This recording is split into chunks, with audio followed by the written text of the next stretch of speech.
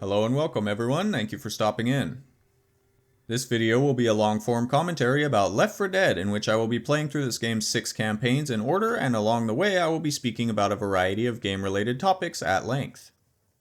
As this game's introductory cinematic runs its course, I'd like to get my own intro out of the way and quickly establish the structure of which I have built this video around. Much of the runtime will be centered around the gameplay to be sure, but there will also be several points where I dive off into adjacently related topics, personal anecdotes, or otherwise verbal detours in order to flesh out aspects that I find interesting both about this game and in general. As a bit of personal background, I first played this game as a teenager when it released on Xbox 360 back in 1928, and I proceeded to spend countless hours in an ungodly amount of late-night online sessions playing with both friends and solo. This is one of my favorite games of all time, naturally, and because of my history with it, I feel that I am well equipped to speak about it at length. Both Left 4 Dead and myself are getting rather old now, but I still consider it to be from the modern era of gaming, and as such my thought process is a bit different from the Super Nintendo games that I've tackled before. Check those out if you like, and if you are a returning viewer, then thanks so much. Glad to see you again. Regarding the video itself, I spent a rather long time tuning the audio and my editing software in order to keep the experience easy to listen to, since as we all know, background listening is the preferred method of most people who enjoy this kind of long-form content. With that in mind, the visual aspect of this experience is not the focus, but I have still also gone through the trouble to make the whole thing cohesive should you want to watch me play anyway. Much of what I talk about will be referencing what is currently happening on screen, so familiarity with the game is recommended, but not required, particularly for those who do choose to watch. Conversely, there will be times where I'm speaking on a specific point that's not naturally occurring on screen, meaning that I will be overlaying a picture, video clip, or otherwise supplementary information over a portion of the screen in those instances. As a courtesy to those who don't want to spend several hours watching my aggressively average gameplay, but would still like to know when a piece of additional information is shown, I will also play this sound when I'm about to put something up. One more time. Keep an ear out for that, because that'll be your signal to look over and see what I'm talking about at that moment. Last thing before we start, I'd like to preemptively answer a few questions that I'm likely to get to the tune of something like, Kyoto, why do you play Left 4 Dead 1 instead of Left 4 Dead 2? Didn't you know that it has everything the original does and more? Yeah, I know that, and I do acknowledge that the sequel, including all of the original content plus much more, obsoletes the first game in a way, but consider this. More stuff does not necessarily a better game make. I will expand on that topic later. If that alone turns you away from this video, I respect that. Take care, friend. All the OGs that were planning on sticking around anyway, this one's for you. Another I'm expecting is, have you played Back 4 Blood? What are your thoughts on the spiritual successor to this franchise? And the short answer is, I bought my PS5 for the sole purpose of playing 2 games, Back 4 Blood and Elden Ring. So yeah, I have played it, and I was really excited to do so. Regarding my thoughts, that much you'll have to wait and see, but a hint lies in the previous answer that I gave. With that stuff out of the way, I can begin to focus on the game itself now. Before I miss my chance to speak on the intro cinematic, I want to quickly point out that this is one of the strongest openers I've ever seen in any video game, period. This is an incredible start that puts the game into motion and tells the player everything they need to know, no tutorial needed. All 4 of the main characters' personalities are on full display, the behavior of the common infected horde as well as the special infected are implicitly told, as well as nearly every in-game mechanic and its practical usage is shown. It's directed beautifully and ends at the exact moment where the first campaign begins. Excellent intro there. It's almost a shame that I talked over the whole damn thing. Now here's another thing that's a bit different from my previous videos, a loading screen. Each time the player begins a campaign or transitions to the next level, there will be a loading screen of some sort, and frankly there's not much to say about them, so I'm likely to be editing around some of these. After watching or otherwise skipping the opening cinematic, the player is presented with the main menu, which depending on the version being played may look a bit different than the one I've got here. I'm playing on Steam these days, but the one I'm far more used to seeing is the Xbox 360 background. Pretty much the only reason I'm not getting footage from that version is that my 360 is packed away in a box at my parents' house on the other side of the planet, and I have since switched to PlayStation anyway, but know that this is the background that is easily my favorite for the nostalgia factor alone.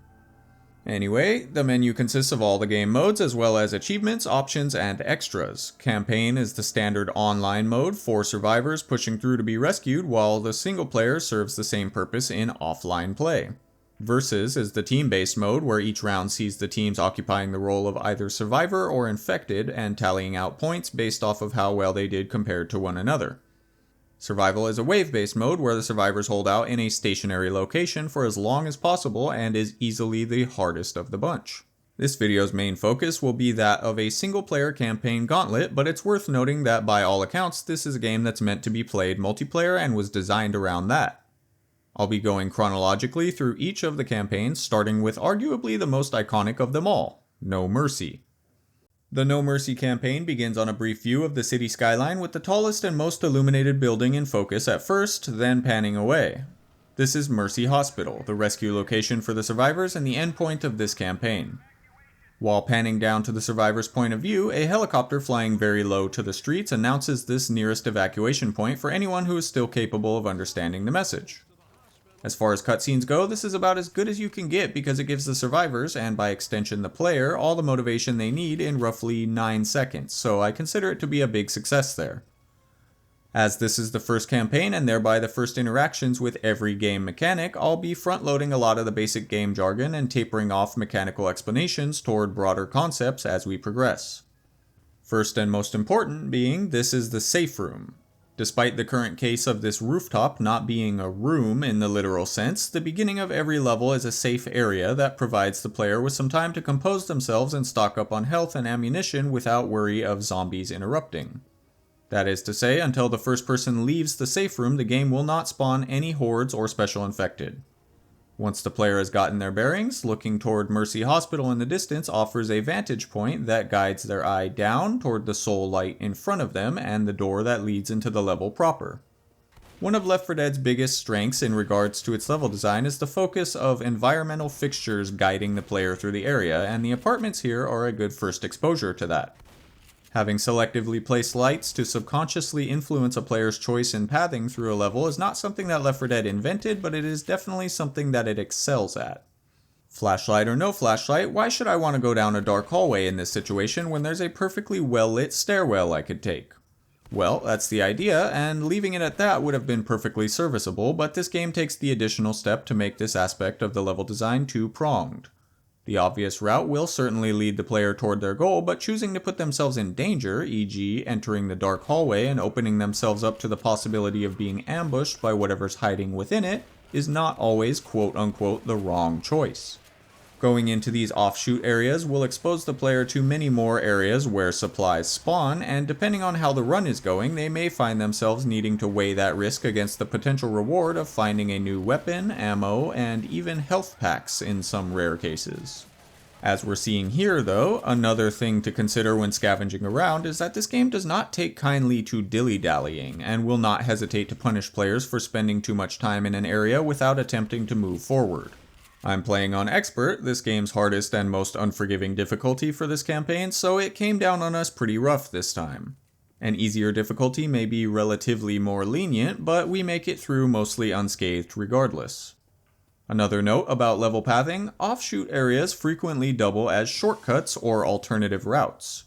The early example here is while exploring, the player could put together that the skylight they saw up on the roof is connected to the room below, and therefore another perfectly viable way to enter the apartment should they feel like dropping in rather than taking the stairs on their next playthrough. I can compliment the level design all day, though I must admit that there's certain aspects that are less praiseworthy. Upon going down one floor, the survivors find a makeshift barricade of furniture blocking the last flight of stairs and have no choice but to look around on this floor for another way down first. On a glance, this doesn't seem like an issue, but it's my job here to dig a bit deeper, and by thinking further into it, I've decided I don't really like this. The thing is, someone must have put these objects up here, and if that's the case, then there's no reason we shouldn't be able to pull them out to continue down to street level. This feels very video gamey, and this sort of thing crops up fairly often throughout the game, unfortunately, but ultimately I guess it's not that big of a deal. Since this is a commonly utilized way to block progression in video games as a whole, I'm willing to suspend my disbelief on otherwise very well designed and cohesive levels. The reason that I bring it up into such focus is that I actually find it rather funny. The barricade apparently worked so well that the zombies were forced to tear a hole in the floor and break down several walls in order to circumvent it, which is the route that we end up using to leave the building as well. That's some strong furniture, man. That ain't no IKEA, I'll tell you that. Reaching street level and carving a path out to the alley presents with another opportunity to quickly touch on a previous point. There's a metal barrel that's on fire out here, lighting up the alley to reassure the player that they are on the right path after getting turned around in the apartments. While this is essentially another form of the same thing, light sources being used as guides, it's important to note that this is really only the beginning and most obvious form of this concept. Later on, the player will be seeing more subtle signs that point them in the right direction, up to and including literal signs that point arrows in the right direction. Now that I say it out loud, I'm not sure that that's more subtle, actually. Point being, there's a variety of things to look out for, so the player is being taught even from this early point to keep their eyes peeled for the game's provided hints. Speaking of keeping eyes peeled, the final stretch of the alley has multiple second-story windows and fire escapes that the survivors must walk under, and if they decide that it's safe to relax just because they've cleared out the zombies directly ahead, then they're liable to get caught flat-footed when a bunch more fall down from above. Eyes peeled also means eyes up. Spawn points are dynamic, and the game is always looking for opportunities to surprise unsuspecting players. I've unintentionally blown this door to pieces, giving away the secret behind, but this building is the next alternative route and the first guaranteed supply area. Say the line, Bart! Pills here! There's always at least one bottle of pain pills in this cabinet, and they are the reward for the player going off the beaten path in this otherwise rather missable room. Cutting through this building is not a tremendous time saver. Actually, it's about the same distance to just go around the street corner, but on repeat playthroughs, a player that has discovered this is offered a choice on which route to take. The reason I don't say that they now know this is the route to take is that the preferred path is highly subjective and circumstantial. Each time this level is loaded up, there will be different arrangements of zombies, and if the player sees a bunch of wanderers on the street, then the building may very well be a good way to avoid an unnecessary fight. Likewise, there's also a possibility that the same section of street could be empty, so in that case it comes down to whether the player wants to scavenge for supplies in a dark building or not. Knowing that there's always some pills in there may be enough to tempt them and potentially create an ambush point. Again, in my attempt to showcase and discuss the level design, the game has decided that we are taking too long, and this time my teammates end up taking a pretty stiff beating for it.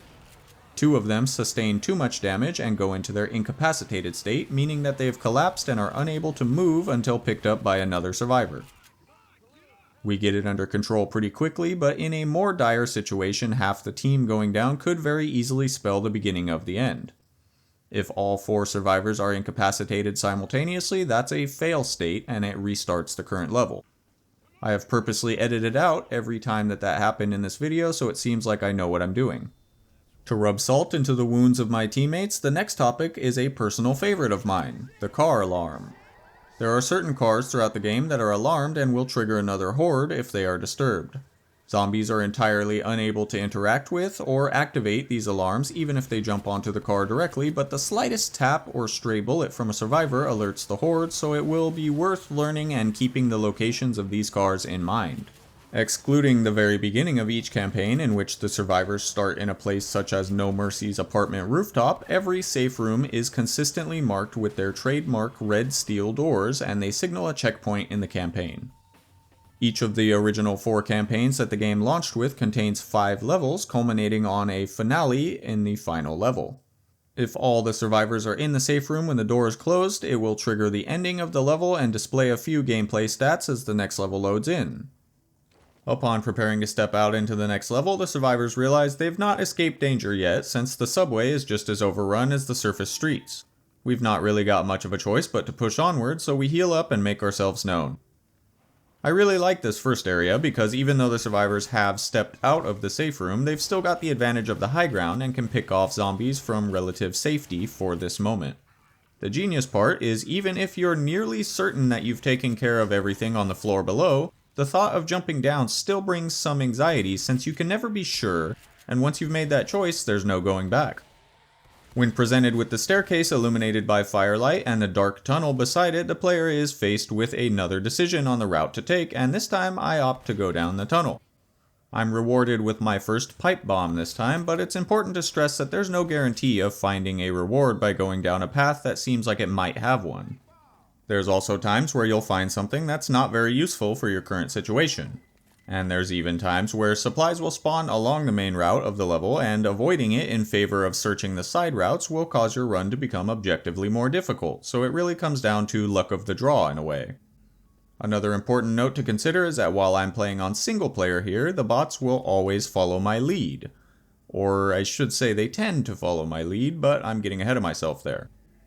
Point being, 4 human players may have 4 different ideas of what the right choice is at any given time, which means it's possible for all routes in the level to be taken with no backtracking so long as the team doesn't mind splitting up. Separating into groups, or even worse, running off on your own, is unambiguously always a risky move, if not flat out a bad idea. The game seems to be hard-coded to punish this kind of behavior, and the special infected will make sure that you second-guess that kind of decision. I think I've spent enough time discussing level design, so I will pivot to a new topic for the time being, but I'll certainly end up distracted and circle back to it at some point. I've mentioned several terms for the zombies up to now, and I'd like to take the time to hone in and define some of them now so we're all on the same page for the remainder of this video. Firstly, common infected is the term for all generic zombies. Regular human beings, only slightly more murderous. The commons can be sorted into 2 camps, Wanderers and the Horde. Wandering common infected are the zombies that can be seen sprinkled throughout the level and are not necessarily hostile by default. They can be seen loitering around, staring off into space, lying down, fighting with one another, trying to break into locked doors, vomiting, really anything my friends and I did in between rounds of Left 4 Dead. They'll attack as soon as they're alerted to a survivor's presence, and typically they won't de-aggro, but if they get stuck on a piece of the environment or the player sufficiently confuses the AI, I've seen them bug out and freeze in place. The Horde, otherwise called the Mob, and I may use those terms interchangeably throughout this video, refers to a group of aggro common infected. In my mind, a mob can be a bunch of wanderers that have ganged up together, but a horde is specifically a mob that was spawned in as one unit for the purpose of messing up your day. I am not 100% certain on that terminology, and I don't really think it matters too much, so don't at me. Special infected are zombies that have mutated to possess certain additional abilities and are far more dangerous than commons. Their AI is also much more intelligent, and they can easily outplay an inexperienced or negligent human player, particularly on higher difficulties and particularly if that human is alone. These consist of the Boomer, the Hunter, and the Smoker. Technically, the Tank and the Witch are also classified as specials, but only in spirit, as they are more accurately described as boss infected. I'll briefly put a pin in that discussion as I approach the game's first crescendo event. Crescendos are areas that impede the survivor's progress momentarily and switch the immediate goal from push forward through to the end of the level to find a spot to hole up and survive. These are going to be the next genius addition that makes Left 4 Dead's formula so gratifying. Here, the survivors have got to get past this sealed roll-up door, and the only way to do that is to turn on the power in this room. As has been seen a few times up to this point, zombies are attracted to noise, and turning on the power also means turning on all of the large machines in here, therefore alerting the horde. It depends on which one that we're talking about, but generally speaking, it takes some time for the crescendo event to resolve and allow the survivor's passage. In this case, it's going to be about a minimum of 30 seconds or so before the door is high enough to crouch under, but of course it could very well take longer to actually leave the area depending on how well prepared the survivors were for the attack. Managing to survive a crescendo event is not necessarily cause for celebration though, because there's still plenty of level left to go, and it just so happens that there's a bigger threat waiting for us up on the second floor. I'll go ahead and preemptively begin to talk about that now because it'll take some time to properly express. Upstairs, passively lying in wait, would be the previously mentioned boss infected known as the tank. If I had to wager a guess, I'd say this is probably the most recognizable part of the game and an unofficial mascot of sorts, in the same vein as BioShock's Big Daddy, to give another example. I suppose that could be said about literally any character in this game, but it really goes to show the level of ubiquity that this title has reached.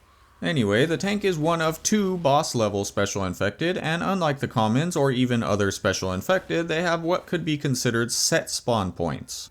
That's not to say that there will always be a tank in this same spot for every run, though that is guaranteed to be the case eventually. What I mean by set spawn points is that should the game decide to throw a tank your way, it will always be waiting in one of a small selection of chosen locations set by the developers, as opposed to the other specials who can come from just about anywhere at nearly any given point. This is because the tank, juxtaposed along with the witch, are the 2 biggest threats in the level once they've become hostile. Mechanically speaking, the tank on Expert is a guaranteed loss if the survivors don't know how to deal with this meat wall effectively or get dealt a particularly poor hand with placement. In contrast to a common infected's 50 health, the tank on Easy has 3000 health, 4000 on normal, and 8000 on advanced and expert. Sustaining a single attack on Expert is enough to down a survivor from full health, and that includes the giant rocks that he throws if they attempt to run away. I won't do a full technical breakdown on how heavily the odds are stacked against the survivors, yet, but for now understand that it is an all hands on deck situation. Since I just took a boomer straight to the face, I'll shift gears to those nasty fellas now.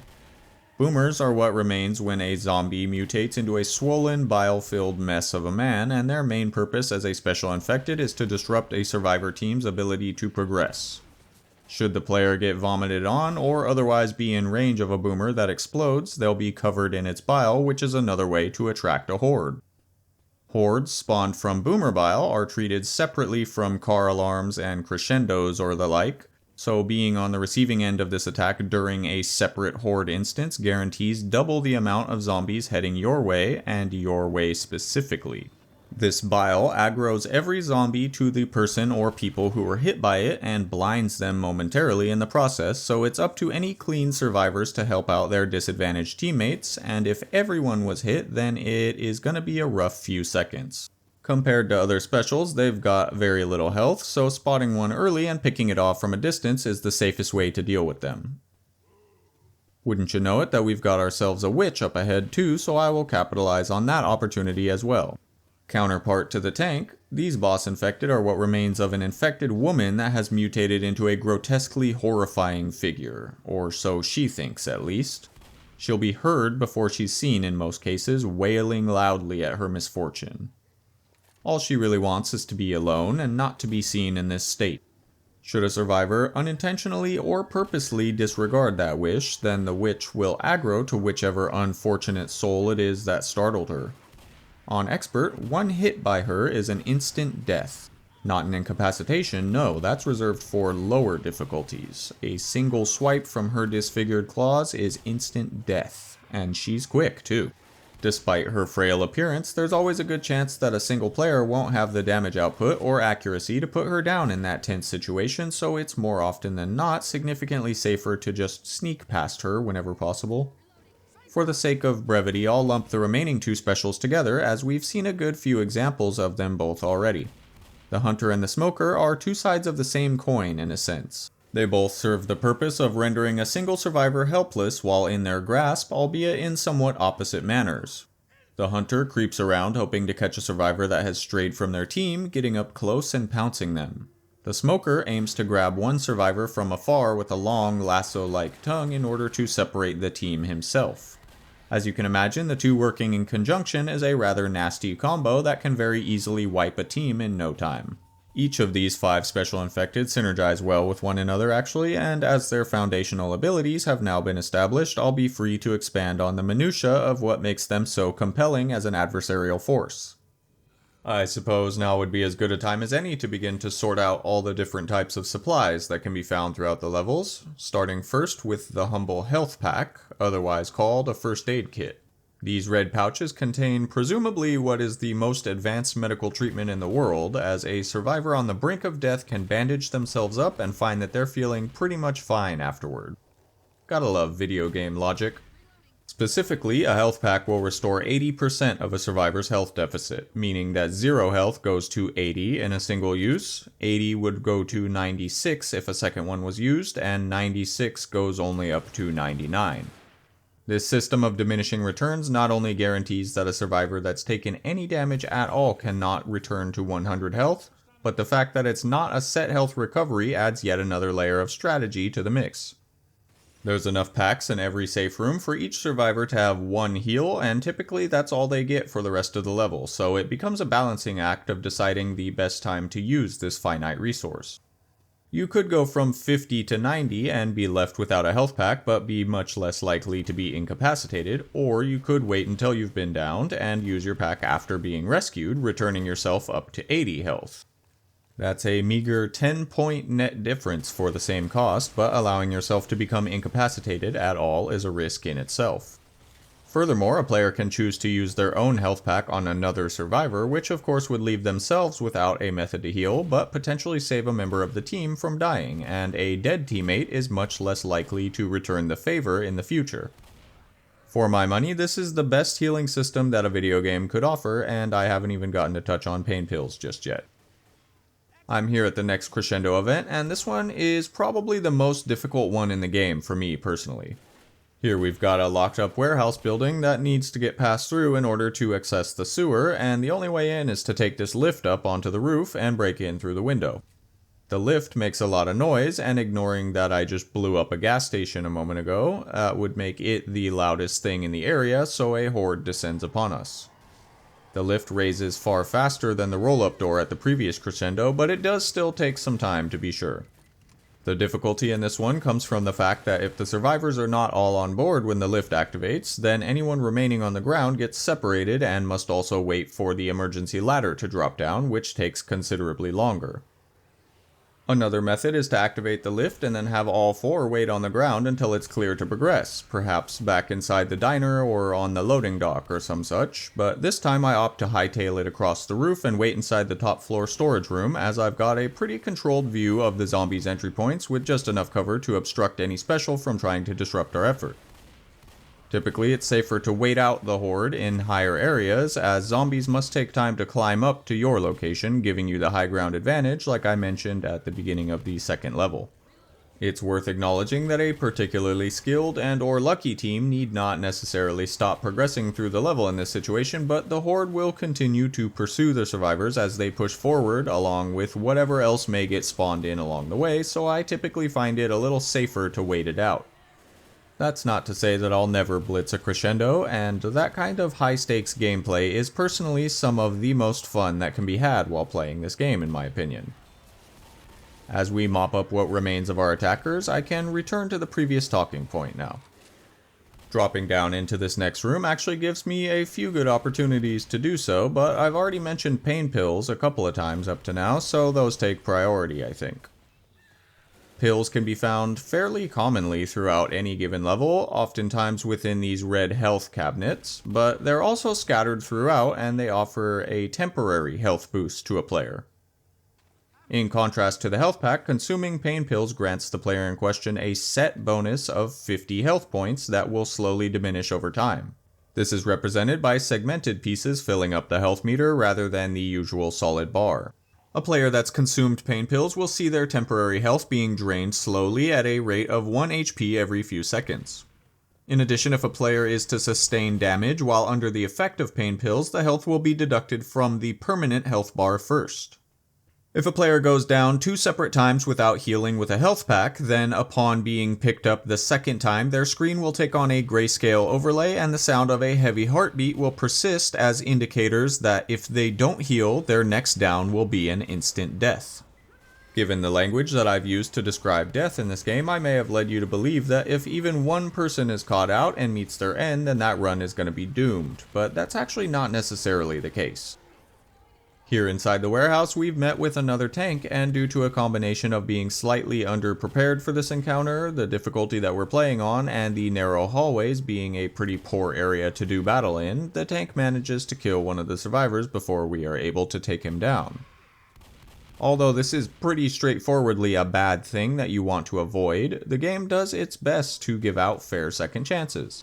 We are currently down 1/4 of our maximum damage output, as well as a pair of hands that could save another survivor should we need it, but the death system in Left 4 Dead is actually quite forgiving. A bit too forgiving in my opinion, actually. Should the remaining survivors manage to hold out after a teammate's death, the game provides a respawn point in as little as 1 minute, and that's exactly what we'll see here. Respawning in this game hinges off the same principle that most of the mechanics do, that being teamwork. In order for a fallen survivor to get back into the action, they need to be released from a rescue closet by somebody else. The reasoning behind this is another aspect that I'm not particularly fond of, and is rooted once again in that pesky video game logic that the game oftentimes leans on as an easy excuse to hand-wave explanations that weren't fleshed out to their fullest extent. The plot reason says that the fallen survivor is replaced by a new lone survivor that has barricaded themselves into a small room waiting for rescue, and that's why we hear them calling out for help. The fact that this game is exclusively focused on 4 survivors alone and has gone through the trouble of characterizing them so well means that the same survivor that died is the same one that must also be found in the closet. Unless we introduce time travel or some other stupid reasoning to our headcanon, then of course this makes no sense, and it feels a bit at odds with the story that's being told. It's not a huge deal overall, just more of a pet peeve of mine, I suppose. There's so much to admire about the way that this game is constructed, and certainly I'll spend most of my time focusing on the positives, but I feel it's only fair to also address the nitpicks that I have as well. This particular one is a fairly easy target, since in the developer commentary for this game, they actually explicitly mentioned that the rescue closets were not initially part of the gameplay loop. Instead, dead players used to have to wait until the next safe room to rejoin, but that was rather boring for them, which I would anecdotally agree with, and that it wasn't really clear how to fix this. This is also phrased as if one day the concept of the rescue closet occurred to them, and that after that it was so clearly a solved issue. Here, listen.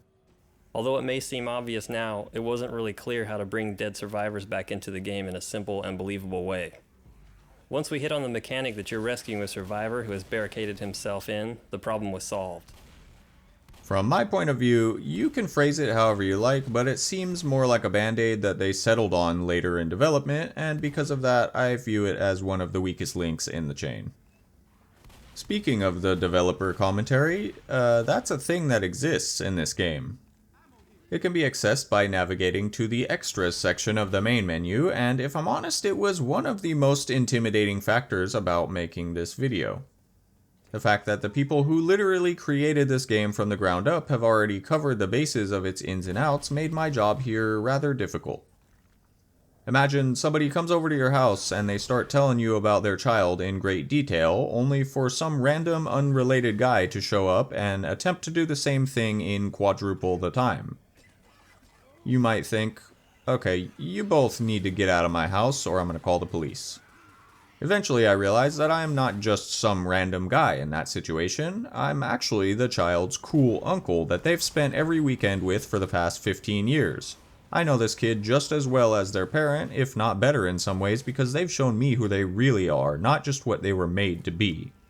After explaining this to you, your new perspective might have you thinking, listen, that doesn't give you the right to enter my home unannounced, and I'm not going to ask you to leave again. You're always able to remain so level-headed in these high-stress situations. That's what I love about you. What was I talking about? Oh yeah. Point being, in all seriousness, thank you for watching this. Developer commentary or not, this is a very well-documented game with a massive pile of content surrounding it, and taking the time out of your day to watch my little contribution to it means a lot to me. Back to the game, after climbing up and out of the sewer, I'm faced with the entrance to Mercy Hospital and the end of the 3rd level. I got separated from my team by being the first one to climb up and out, but that's not quite enough to take me down these days. The ladder to the surface here does indeed have potential to be a run killer, as there's no way to be sure what's up top without at least one person exposing themselves to the danger directly. Since this is the very end of a fairly long level, most of the time the survivors won't have much in the way of a backup plan if things go south here, and being sent all the way back to the beginning of this level is a rather steep penalty, so tensions are usually quite high in this final stretch.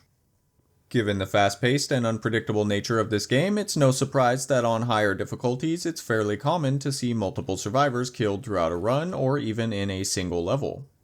In the final push of the previous level we lost 2 of our teammates, but since the remaining 2 of us made it to the safe room, the level was considered a success, and anyone who dies in those cases is automatically respawned at the outset of the next level with half health.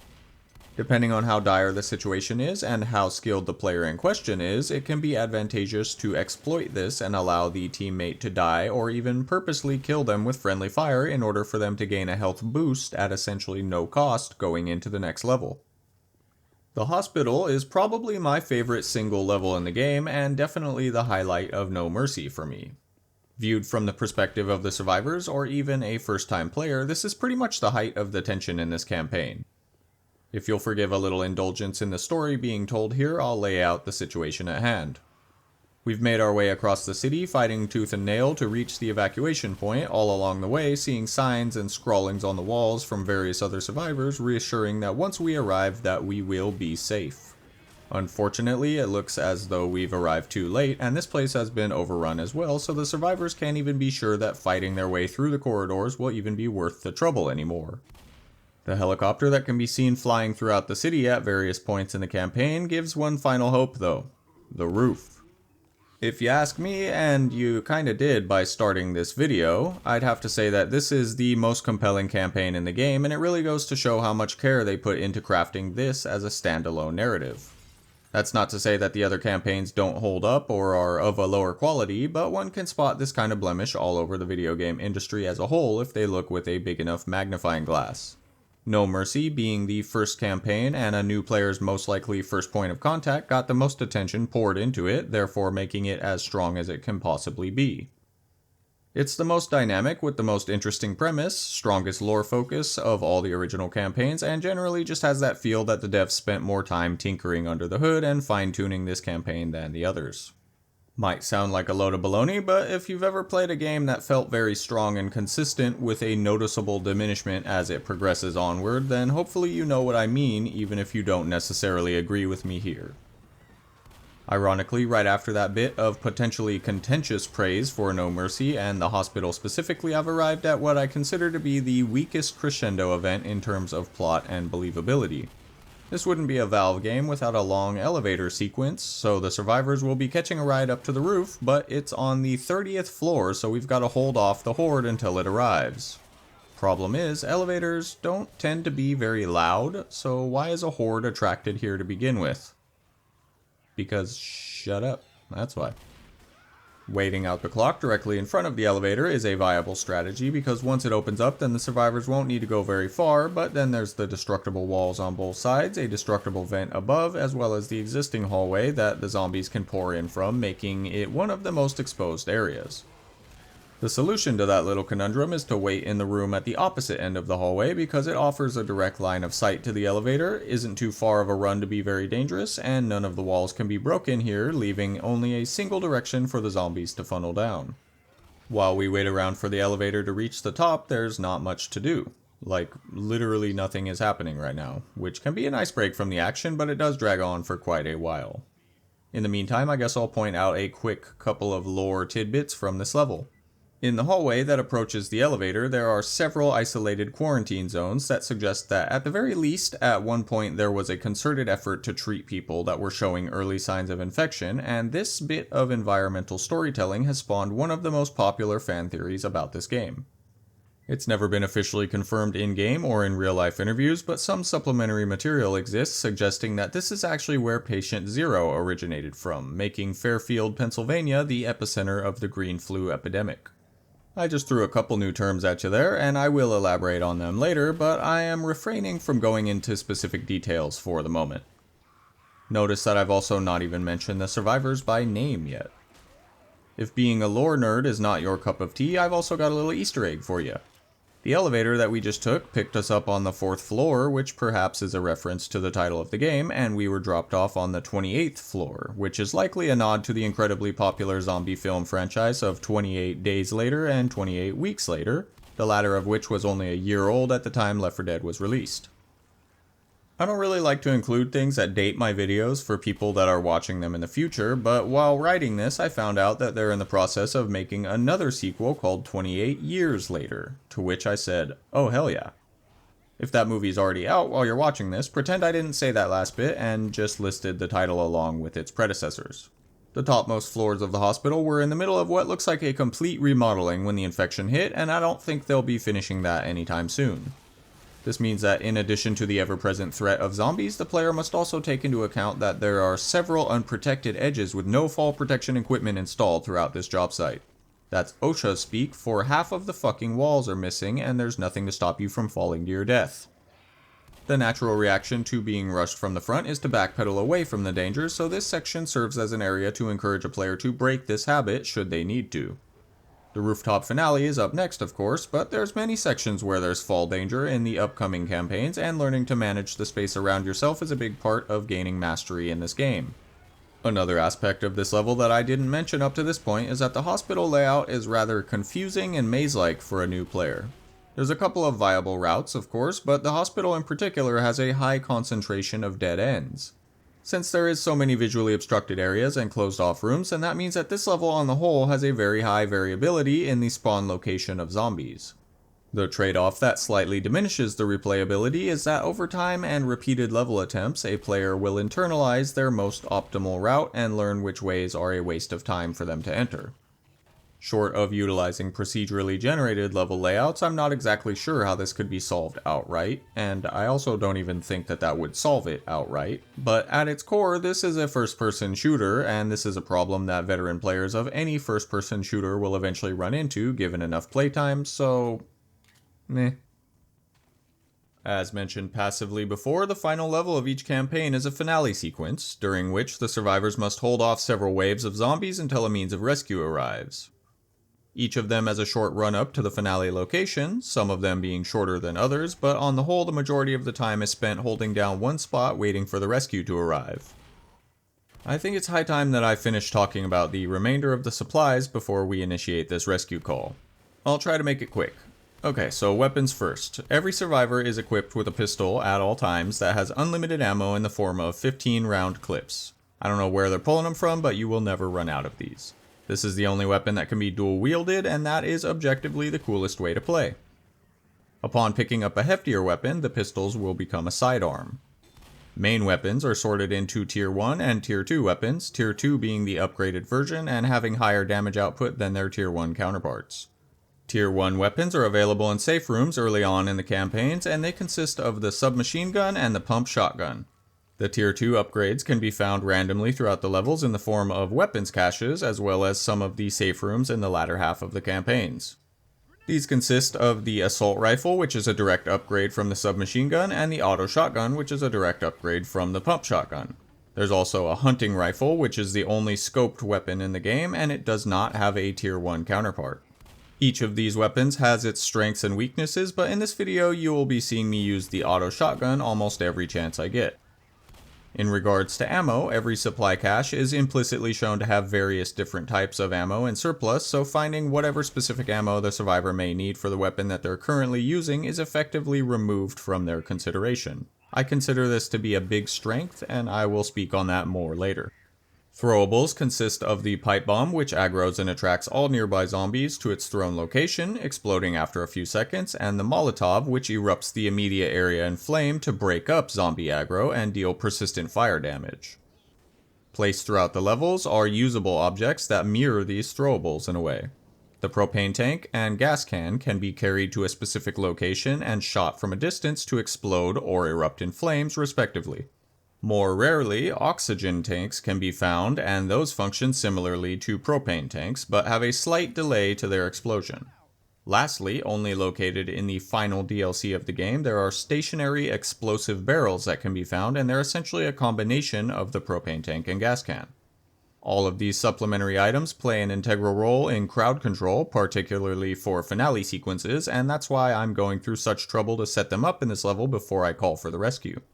Due to spawn locations being essentially random, it's more or less up to a dice roll what kind of supplies a player will find before the finale.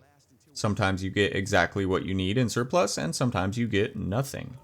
This time I got a decent middle ground, with plenty of propane and pipe bombs, but no fire, so my approach to this finale will be very explosion-based. This means I'll be hanging back inside this hallway and trying to funnel mobs into larger groups to maximize my kills per explosion. Once the survivors are ready, interacting with the radio once contacts the helicopter pilot, and interacting a second time confirms that he will be on his way, beginning the countdown to rescue and summoning up several waves of zombies to culminate in a final battle of sorts. The way this works is that there will initially be 2 hordes of zombies spawned in, and when those have been completely dispatched, a tank will spawn, and then this pattern of 2 hordes followed by another tank will repeat once more. There is a small break in the action between each new wave spawning, and the scripted hordes of common infected will not overlap with the tank, or vice versa. Finally, after that second tank is killed, the rescue vehicle will arrive or otherwise become available to board, at which point everyone's main focus should shift to doing exactly that. Should the survivors choose to remain behind, take too long, or otherwise become unable to reach the extraction point, then the game's final punishment is to spawn both hordes and tanks simultaneously with no cooldown in between. The game is fairly generous with its grace period in between waves, but once it enters the continuous state, it will become exponentially more difficult to actually complete the campaign. What this means in practice is that everyone on the team should learn where the extraction point is and know their fastest route to getting there as soon as that second tank goes down, if not flat out camping the location as soon as it becomes feasible to do so. All of the original 4 campaigns follow this formula, and the 2 DLCs only vary slightly in terms of their win conditions, so the campaign play ultimately boils down to how dialed in the team is during the finale. This kind of high-stakes, high-tension gameplay perfectly encapsulates Left 4 Dead's ultra-high replay value, and this can be seen pretty clearly in the fact that the survival mode exists as a game mode. In survival, a team of players pick their favorite crescendo event location as a backdrop to play the most brutal crank to 11 unending pseudo-finale, and in doing so, every one of them understands that there's going to be no winning this outright. The only win there is to be had in survival mode is doing a little better than last time, synchronizing with your team a little bit more, and lasting marginally longer than your previous attempt against all odds, and it's wonderful because of that. Replay value can only take us so far though, and that's where the characters come in to keep us players invested. The last of the foundational information just in time to finish up the first campaign is to formally introduce our survivors. Bias on full display, I will start with my main man Lewis, who is the only one that we haven't really had a good look at just yet because he's the character that I am currently playing as. Lewis is your typical, everyday, regular guy. He's got a formal education, settled into a career working a 9-to-5 as an IT guy, and therefore has no prior experience in shooting, killing, or otherwise surviving a zombie apocalypse. He tries to remain positive, looking on the bright side of situations and uplifting those around him, even in this dismal set of circumstances. Next up is Zoe, the only woman on the team. The very first sentence of the Left 4 Dead Wiki's description of her goes out of its way to make sure that we know that she is at least 18 years old, which, yikes. But looking past that, the point is that she's the youngest of the group. Her backstory reveals that she's a big horror movie fan, and she has at least some rudimentary firearm training thanks to her father. She's generally kind and shown to be quite smart, but due to her age, she's prone to acting out, and that can be summed up succinctly by the shorthand name given to her in the game's files: Teen Angst. Francis is the hothead of the bunch and makes sure that everyone knows it. His character design is very biker-coded, official height coming in at 6'5" or 195 centimeters, muscular build, and short temper. All of this means that he can certainly hold his own physically, but he is not the smartest fella on the team. Because of his disposition, he has a tendency to act arrogantly and speak in a disrespectful manner. He hates just about everything. Finally, we've got Old Man Bill. He's the most charismatic of the bunch, and depending on who you ask, he may also be described as the leader. He's clearly the oldest, and his body may not be as spry as it used to be, but he makes up for it with combat experience. He's confirmed to have 2 tours in Vietnam under his belt and a bunch of shrapnel under his knee. This injury saw him honorably discharged from the war and sent home, but when the infection cropped up, he was eager to take part in the fight once more. Each of the survivors is wholly distinct, and yet they meld very well with their teammates in their own individual ways, making it quite easy to pick favorites and become attached to them personally, even though most of their exposition in-game is through nothing more than passive chit-chat amongst one another. For example, Bill and Zoe have a bit of a father-daughter / mentor-mentee relationship. Francis is oftentimes irritated at Lewis's positive outlook about their situation. Francis and Zoe trade snarky remarks at others' expense, and so on. Once the helicopter arrives to our rescue, it will hover within jumping distance of the landing pad and wait for the survivors to climb aboard. It's important to note that it is still possible to be damaged while waiting in the helicopter, and a well-positioned smoker could even pull somebody out, so arriving together as a group is highly recommended. After everyone that remains alive has boarded safely, we are treated to a very brief cutscene of the helicopter circling the building one last time as the zombies below continue to try to reach us to no avail. The camera pans out, giving a final look at the city as we fly toward the foreground, and the scene fades to black, beginning the credit roll. At this point, the game will eulogize anyone who died during the finale, and assuming that everyone survived, it will instead show the message the survivors have escaped.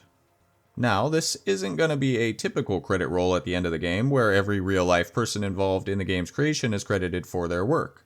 Instead, we've got a point-by-point breakdown with all of the various statistics for each survivor that the game kept track of during the campaign, including even failed level attempts.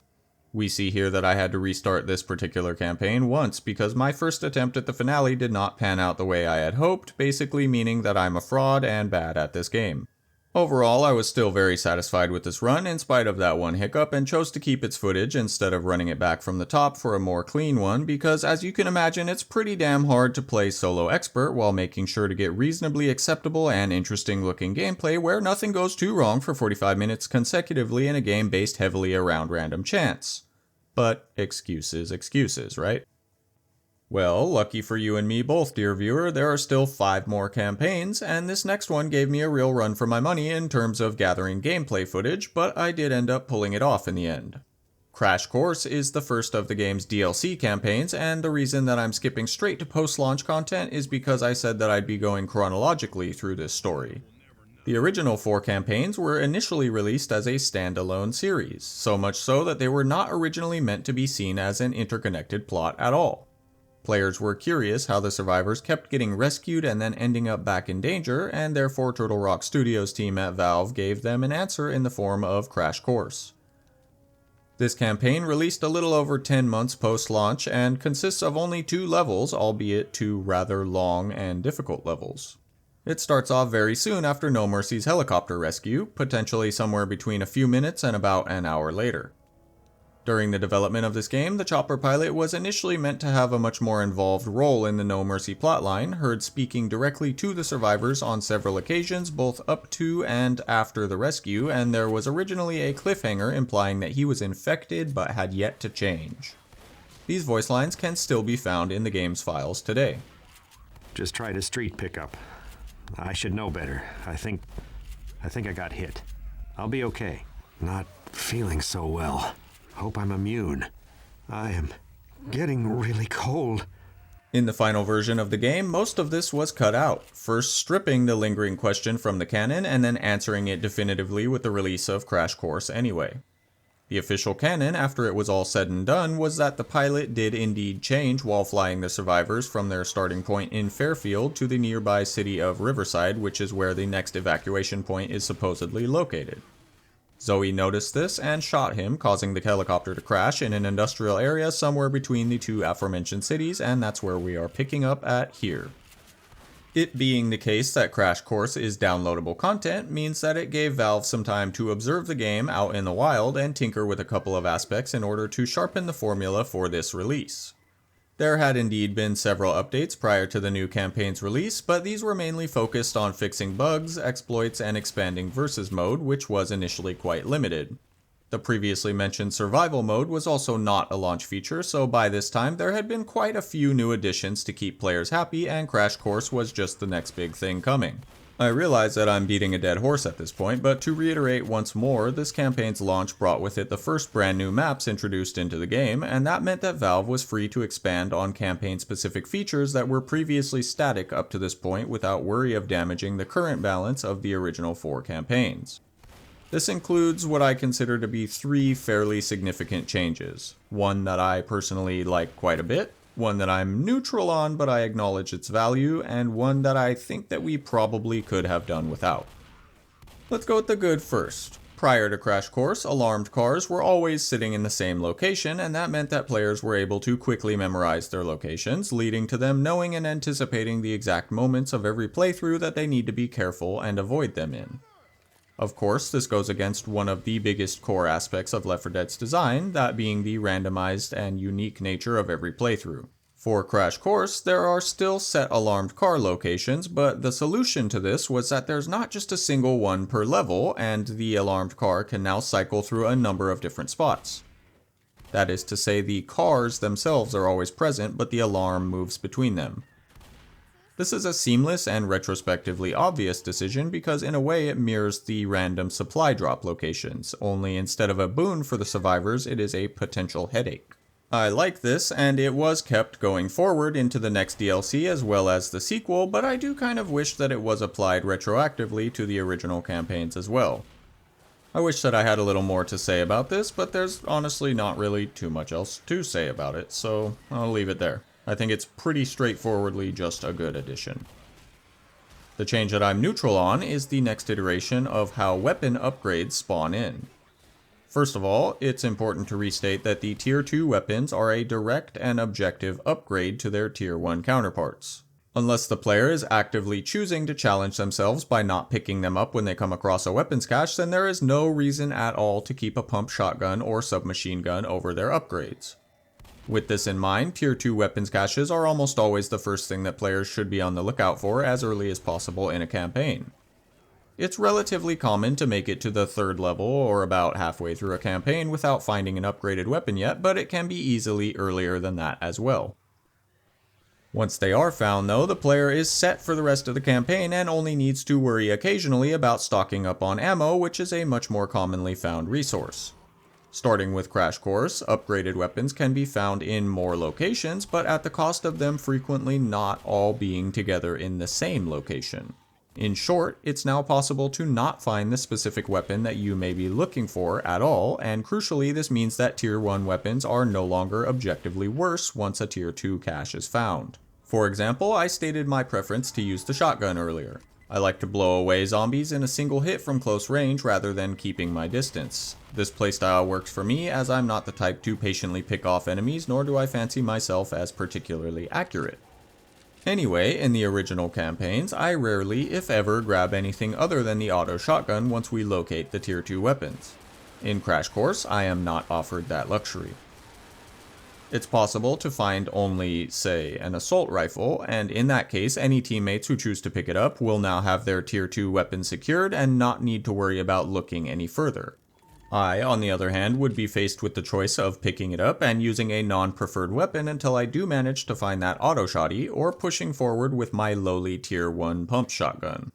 It's another layer of strategy that forces a player to consider some additional factors going forward and adds just that extra little bit of complexity to the game. The reason that I say I'm neutral on it is that it's the first small step toward the more complicated weapon system that we see in the sequel, which I consider to be a downgrade personally. Finally, the change that was made that I think that we could have done without is the fact that there are now locations in each of Crash Course's maps that house supplies, and these specific spots have the possibility of being blocked off now. This isn't a big change, but viewed through the most critical lens, it can be seen as a bad design choice that actively damages the levels that it's in, however minor that detriment may be. I'll explain. There's only a small selection of rooms in each of the levels that this feature can even be seen in, so it feels already a little underutilized, but the thing that keeps me from liking it is that it's pretty much completely redundant. In each instance, it's a single room that does not connect to any other area, and it's possible for that particular room to be closed off and inaccessible. As far as I'm aware, this is a randomly chosen factor that's decided upon the level loading in, not tied to any specific variable of the current playthrough. If this room is open, it can have a few supplies within it, and if it's closed, then the survivors cannot access it. The thing is, even if it's open, there's no guarantee that there will be supplies located within, the same as any other location, so whether the door is open or not does not tell the player anything. Except it actually does. If the door is closed, I can see that with my eyes way before I even get near the room, and I know that there is no reason to even attempt to find supplies there. Adding in a variable to the level that dictates whether a room will or won't be accessible in this way only serves the paradoxical purpose of decreasing the level's variability, which is once again kind of the whole point of the game. With its current implementation, the player is able to preemptively see that the room is blocked off and write it off from their consideration entirely, and that robs them not only of that consideration, but the potential consequences as well. If we consider a situation where the player is always able to enter these areas, then the possibility of being ambushed on the way out is likewise always present, since it offers any special infected time to close in on survivors while they're unable to see the wider surroundings inside this room. That in particular is admittedly a bit of a nitpick, but hopefully it helps illustrate the larger point that I'm getting at. The reason I say we could have done without it, rather than flat out saying I don't like it, is that it is such a minuscule addition that it kind of feels like the devs weren't even sold on the idea themselves, and thus we got the most sterile version of it possible.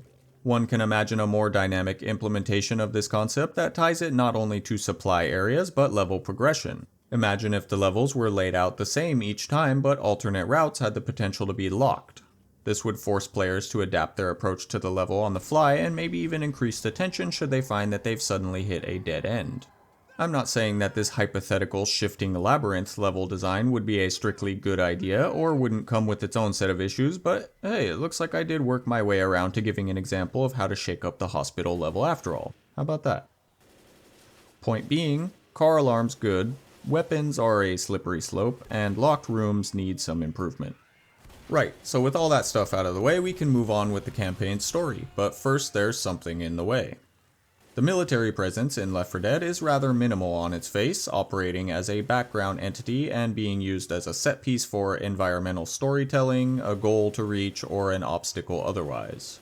We can see remnants of their efforts to combat the spread of the infection throughout the campaigns, as well as being drip-fed rumors of a fortified military safe zone somewhere out there, if only we could find it. This particular crescendo event is, chronologically speaking, the survivors' most direct contact with the military up to this point. It seems that they had set up a small outpost nearby, and the bridge that we need to cross was barricaded in order to prevent the zombies from reaching it. Whether the forces here were defeated outright or retreated is not clear, but the point is that they are not here anymore. Thinking on their feet, the survivors utilized the giant artillery gun left behind here to blow the barricade open, but of course that alerts a particularly nasty horde. This one's tough because the fire that's started by setting off the gun burns for a rather long time, and this fire is unique because it's had its damaging properties altered and buffed considerably compared to any other fire in the game to prevent an impatient player from trying to run straight through the blaze. What this means is that without executing some serious cheese strat, there's not much choice but to dig in and wait for the flames to go out naturally.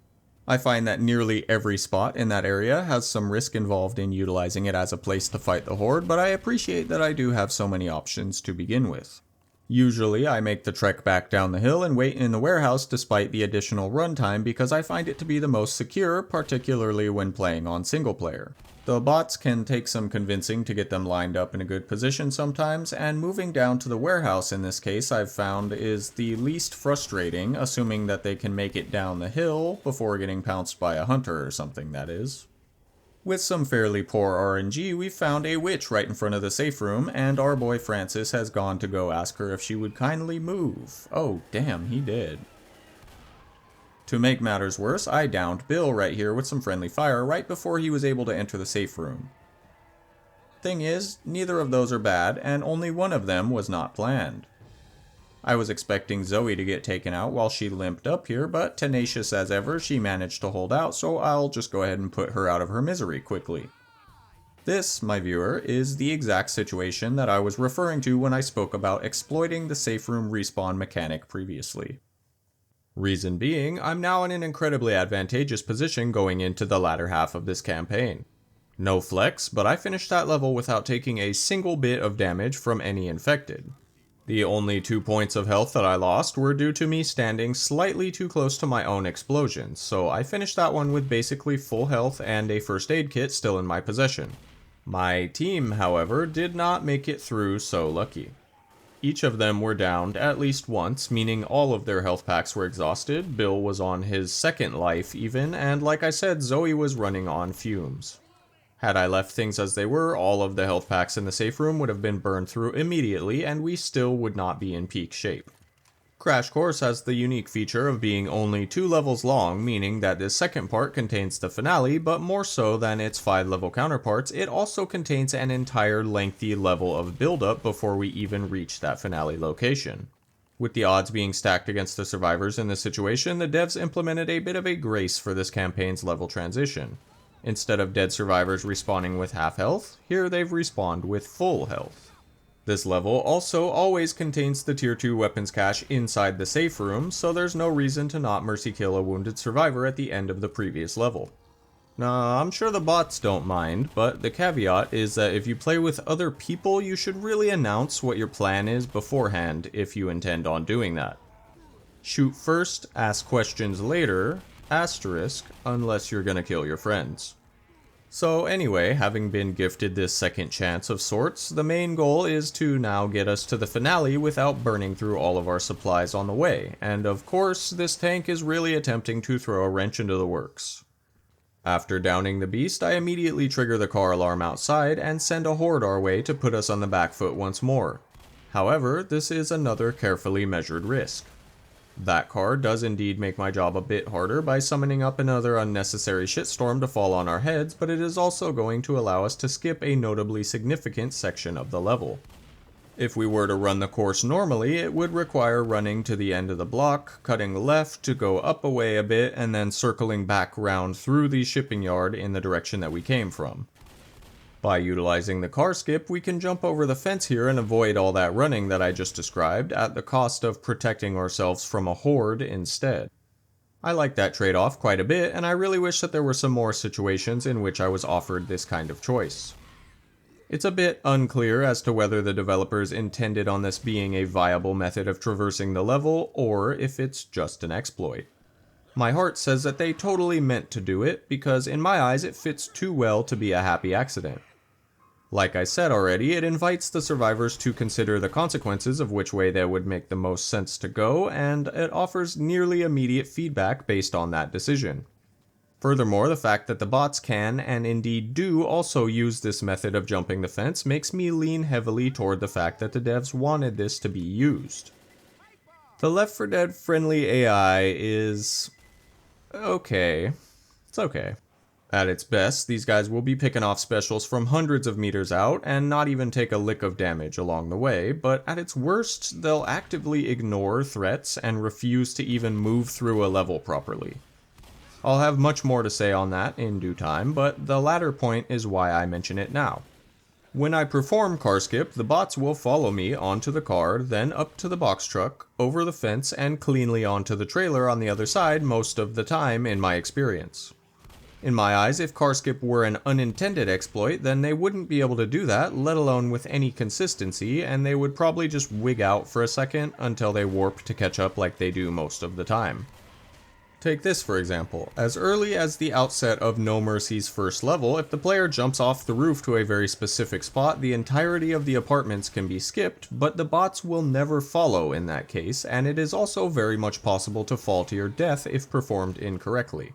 On the other side of that argument, the biggest smoking gun in favor of it being an exploit is the fact that it was entirely removed in the Left 4 Dead 2 version of this level.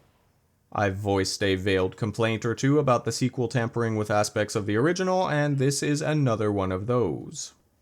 So, whether you should count this as an exploit or not is debatable. I'm not entirely sure, I'm just some guy. But I do like it, and reorganizing the level to remove it outright puts a bit of a bad taste in my mouth. Approaching the truck yard finale location, one of the level designer's staple tricks is on display here. That being a one-way drop. Climbing up the semi-truck on the outside of the fence leads us into the finale area, but once we drop inside the fence's perimeter, there is no going back out, so we've got to make sure we're ready first. This point of no return is implemented in most finale situations in order to prevent scaredy cats from starting the finale and then running all the way back to the safe room or whatever. The workaround for this being, as always, some stinky cheese strat that would allow just enough additional height to jump back over the fence after starting the finale, like pushing an object, a box, or whatever over so I can jump over the fence, but I won't be wasting time to set all that up. Stuff like that is what I consider to be a hard exploit, something that goes against the spirit of the game and is often more work than it's worth. Is it realistic? You know what, maybe it is. Like, maybe it would behoove these people to not trap themselves in a cage and call every zombie around to come rattle it, but if we're gonna talk realism, then this whole thing falls to pieces, and that kind of hair-splitting pedantry is not my cup of tea. See, I much prefer the kind of pedantry that makes people groan as I begin to pick apart the trivialities of a subject. If you're not able to distinguish a difference between those two things, allow me to explain. Just fucking with you. Let's get this thing going already.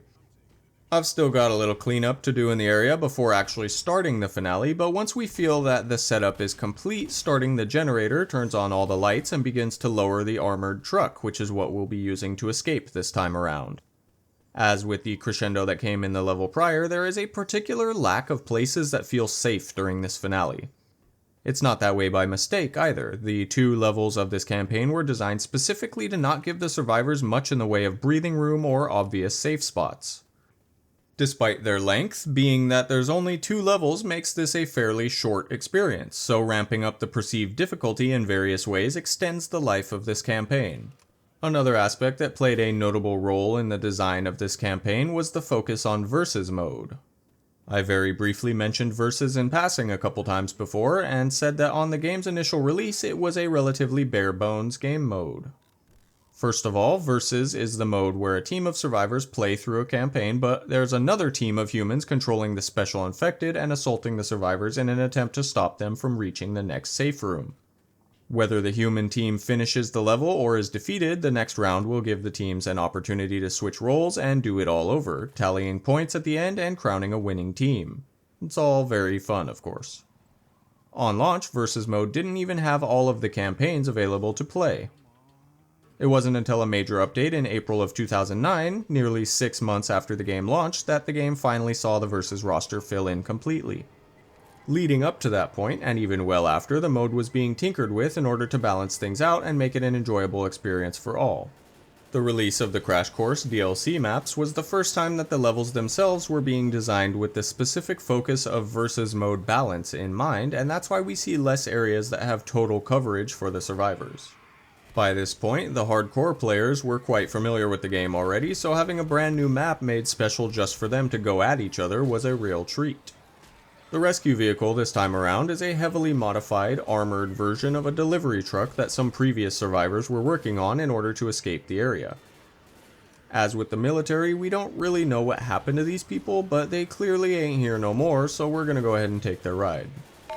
The visual aspects of this truck are an homage to the armored vehicles from the 2004 movie Dawn of the Dead, which is a remake to the 1978 film of the same name, which itself is the second in George A. Romero's Living Dead series, starting with the original The Night of the Living Dead in 1968.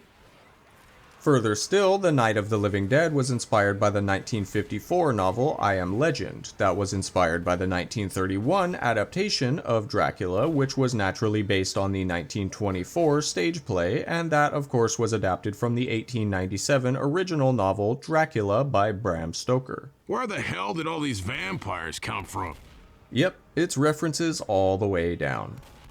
While we're on the subject of movies and references and all that, I've got one more and that'll be the last of them. 2004 not only saw the remake of Dawn of the Dead, but also the loosely parodistic movie Shaun of the Dead, and the main character of that movie is just some guy called Shaun. Left 4 Dead's version of just some guy is called Lewis, and he wears the same outfit as Shaun. I think that's pretty neat. Now, I won't lie to you here, viewer. I'm pretty decent at this game, but it took a really long time for me to finish this campaign solo on Expert. Ultimately, I am satisfied with the final result that you're seeing here, and I think that it probably could have gone a little smoother toward the end, especially as I'll soon be losing all of my teammates during the final push. The tension and anticipation I felt while recording the latter half of this finale is honestly unmatched by nearly every other game out there, and the thing is, it was not a one-off experience. I've been getting that feeling from this game for as long as I've been playing it, and this run solidified to me personally that Left 4 Dead is a timeless masterpiece. Despite being intimately familiar with the game's mechanics, both inside and out, I'm still frequently put into situations where I'm not sure what the right decision would be, and I must make snap choices while under pressure. More still, the game gives me a unique run every time, to the extent that I still run into situations that I've never seen happen pretty much every time I start a new run. In a word, I'd call it cinematic. And I don't mean cinematic in the AAA cutscene heavy, look at all these fancy effects we've got kind of way that it has come to mean in modern gaming either. This is absolutely the biggest strength that Left 4 Dead has to offer, and that is not by accident in the slightest. It's not exactly a big secret, but Left 4 Dead's campaigns didn't originally form an overarching interconnected narrative because they were meant to be standalone films. Like movies, literally. Each campaign's loading screen even shows the promotional poster for the story that we're going to be partaking in, complete with a corny tagline and film grain effect on the screen during the playtime and everything. The ending credit roll fades in directly after rescue, signifying the end of the movie. It's all pretty straightforward stuff, honestly. The reasoning behind this is of course tied to the concept of all of the previously mentioned references to other works of zombie-related fiction. Zombie movies have been a staple of filmography for nearly as long as film has been around, potentially going as far back as the 1930s, but certainly canonized in pop culture beginning in the late 60s with the Night of the Living Dead. Zombies in their contemporary form began with those movies themselves, but the concept of a reanimated corpse in folklore is attributed to Haitian culture, and the name itself derives from the Haitian French word to prove it, despite the modern interpretation being rather different from its original depiction. In the latter half of the 20th century, the concept of the zombie infection, zombie apocalypse, zombie horde, flesh-eating zombies, and so on was born, and faded for a while before rising back up like, well, zombies, and that only accelerated in the decades that followed. All the old heads among you will vividly remember a time in the early 2000s where content revolving around zombies was inescapable. Left 4 Dead and so many others' existence and success is owed to this zombie boom, and I believe that's why we see so many references and homages in this genre on the whole. The sheer density and overall newness of zombie-related media in general makes every new piece of work that comes down the pipeline intrinsically intertwined with all those that came before it.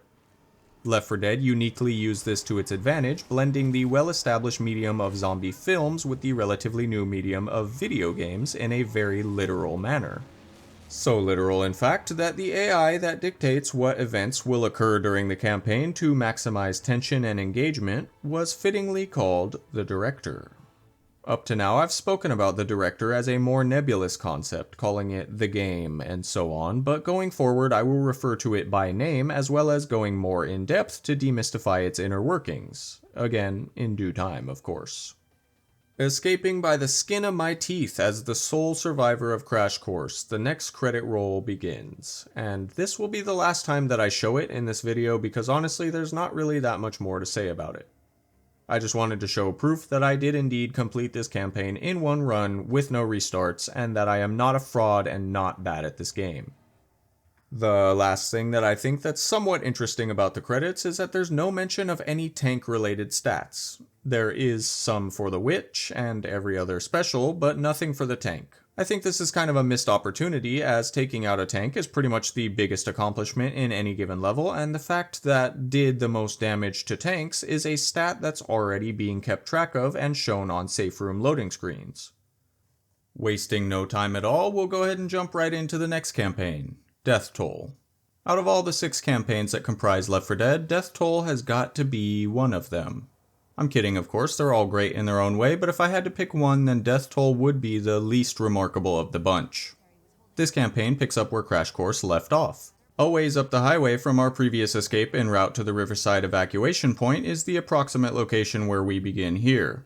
Whether the truck ran out of gas or simply reached a point where it could no longer navigate the terrain is unclear, but we had to abandon it. Or so the post-DLC retcon says, since of course this campaign predates Crash Course. Since I've run 2 campaigns consecutively as Lewis while playing on Expert, I decided that I would give some representation to the rest of the difficulties in ascending order starting here, as well as showcasing the other 3 survivors. On Easy, this game is playable by any first-timer and a straight-up cakewalk for the savvy players. We're deep enough now that I know those who are still watching are interested with some of the finer details, so I'll spend some time breaking down how the gameplay varies by difficulty. The most superficial and easy to grasp concept is that the director is more lenient with spawning on easier difficulties, tightening it up as we ascend, and likewise individual enemy AI becomes more aggressive and dangerous as the difficulty increases. For specific numerical expression of this, we can use Common Infected as our example. On Easy, Commons will deal 1 point of damage for every attack that connects with the survivor's front-facing hitbox and 0.5 for every hit to the back. The game only represents hit points with full digits, no decimals, so that means it will take 2 hits to the back to see that your health has decreased. Normal, which is the default and only difficulty that can be played on both the versus and survival game modes, doubles those values. Commons will inflict 2 points to your front and 1 point to your back.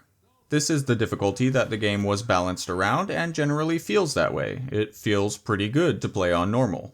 Advanced offers more of a challenge, seeing commons hit for 5 to the front and 2.5 to the back respectively. Those back hits will be represented as a hit for 2 followed by a hit for 3 in order to split the decimal. This means that it's technically possible on both Easy and Advanced to have less than 1 health remaining, although the game will not display it as such. Finally, Expert sees the biggest spike, quadrupling the numbers from Advanced. Commons deal out 20 hit points in damage per hit to the front and 10 to the back. Damage dealt from the player is not dependent on the difficulty, but what gun they are using. Each weapon has different values assigned to it, and it would take far too long to go through them all individually, so I will just use the pistol as the example here. This sidearm will deal 36 damage per shot that connects with any enemy, with exceptions. Using commons again, on every difficulty they have 50 health and will always die from 1 single shot to the head. This means that the pistol's 36 damage bullet will kill them in 1 headshot regardless of the difficulty, but what about the body? Difficulty here will dictate the damage multiplier, and on Easy we're going to see a 2 times multiplier to damage dealt to infected. 36 times 2 is 70 something, so that's quick math, and that means again a single shot with the pistol will kill a common infected, regardless of whether it's a headshot or not. Normal has a regular 1 times multiplier, meaning that a single pistol round is putting out the flat 36 damage, and 1 to the body will no longer have what it takes. Advanced has a 0.75 multiplier, and Expert is 0.5. This will be on the test, so I hope you're taking notes. As for friendly fire, on Easy it's disabled completely while Normal deals 10% of the weapon's damage output, 30% on Advanced, and half on Expert. All special infected scale their damage up accordingly to difficulty, and I won't go into specifics, but you get the gist, I think. The tank is the only enemy that also has his health vary based on difficulty, starting at 3000 on Easy, 4000 on Normal, and 8000 on Advanced and Expert, respectively, as I said about an hour ago. The version of the tank that exists in Versus and Survival mode is given 6000 health for balance reasons, despite them being set to normal difficulty. As for the witch, the damage she receives has a multiplier that trends downward by difficulty, as well as her unique ability to instantly kill a survivor in 1 hit on Expert only. There's plenty more finer details about damage in this game, but I think that'll cover the majority of it. Long story short, Easy is easy, and you can expect to get some pushback on Expert. Speaking of pushback, there's another in-game mechanic that I feel rather passionate about, and that's the melee shove attack. Melee in this game is not an offensive move per se, but exists as a tool to help with spacing by pushing infected off of a survivor. Despite doing no numerical damage directly, it has the ability to kill all but the boss infected with enough repetition, and can even be used as a quick, silent, ammo-conserving kill by striking a common from behind, a la Halo Assassination. It really is one of the most versatile responses in your arsenal though, because it comes out almost instantly after input, and has the ability to stagger an enemy and intercept their attacks, special infected included. In practice, this means having a reliable way to defend yourself while reloading, giving you a fighting chance while being swarmed by a horde, saving a fellow survivor while they're being dragged by a smoker that's just out of reach, and so on. However, getting in range to connect with this move directly means of course that you're also going to be in range to be hit by the enemy in question, so it should be used sparingly in that manner. In Left 4 Dead 1, that previous sentence was a suggestion, as in the campaign you can mash the melee button continuously to your heart's content. On launch this was the case for all modes, but in a major balancing update a several second cooldown was implemented to discourage players from spamming after a few hits. I understand and see the reason for this in the competitive balancing aspect, as the melee shove can seriously disrupt Special Infected. Meleeing an enemy staggers them for well over a second and locks a Special Infected out of retaliating with their main attack until that stagger subsides. Thing is, you can melee faster than once a second, so that potential to stun lock the other enemy to death needed to be addressed if the player controlled Special Infected were to ever stand a chance. While playing against AI-controlled infected, there's no worry of it being unfair or unfun for them. Thus, the melee remained as it always was while playing campaign, even online with other players to this very day. Unless you're playing Left 4 Dead 2. In the sequel, the shove is subject to melee fatigue in all modes, even single player, even on vanilla version 1.0, and I think that is indicative of its greatest defense. It may sound insignificant or nitpicky, but frankly it is one of, if not the biggest reason that I prefer the original game. Left 4 Dead 2 has melee weapons as an option to use as a sidearm instead of the pistol. These weapons do damage to the infected directly, numerically, quite a lot might I add, and most importantly for the purposes of this current topic, they do not suffer from fatigue. There's a pretty wide range of melee weapons in that game, including a katana and a golf club, which are both functionally identical weapons for some reason, and there's also a police baton, which is better than both of them. No lie, the police baton is arguably the best weapon in the game, capable of killing a tank on expert in 13 seconds. Not only is this perfectly fine to have and use in versus mode, the kicker is that it spawns almost exclusively on the Left 4 Dead 1 maps. So let's get this straight. The shiny new melee meme weapons are free and clear to spam all day. They do come out a little bit slower than a regular melee, but there is no fatigue, period. That's what I'm getting at here.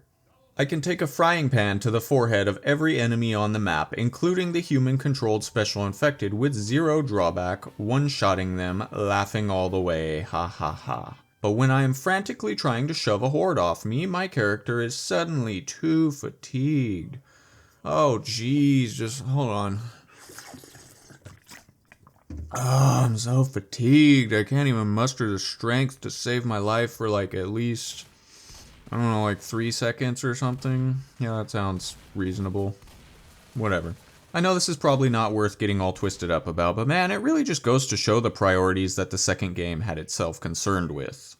I understand that I am in the minority with this particular viewpoint, and that I have overblown it to a comical degree, but it's this kind of thought process that permeates most of the new content, and I can't seem to get rid of the nagging feeling that they overcomplicated and bloated a perfectly good system anytime I play Left 4 Dead 2. So there. If you've been waiting to hear my thoughts on the sequel since I first mentioned it in the intro to this video, that's the gist of it. That's how I feel. I love the game. I really do. I love that there's more Left 4 Dead, and I love that it has remained popular and relevant for as long as it has, to the extent that it has ultimately eclipsed the game that I prefer. But there are some very strange design decisions in that title that I don't vibe with personally, and I can't ignore. Those tonal and mechanical changes went a bit too far and unfortunately ended up altering the product in a way that I feel is counter to the original intent.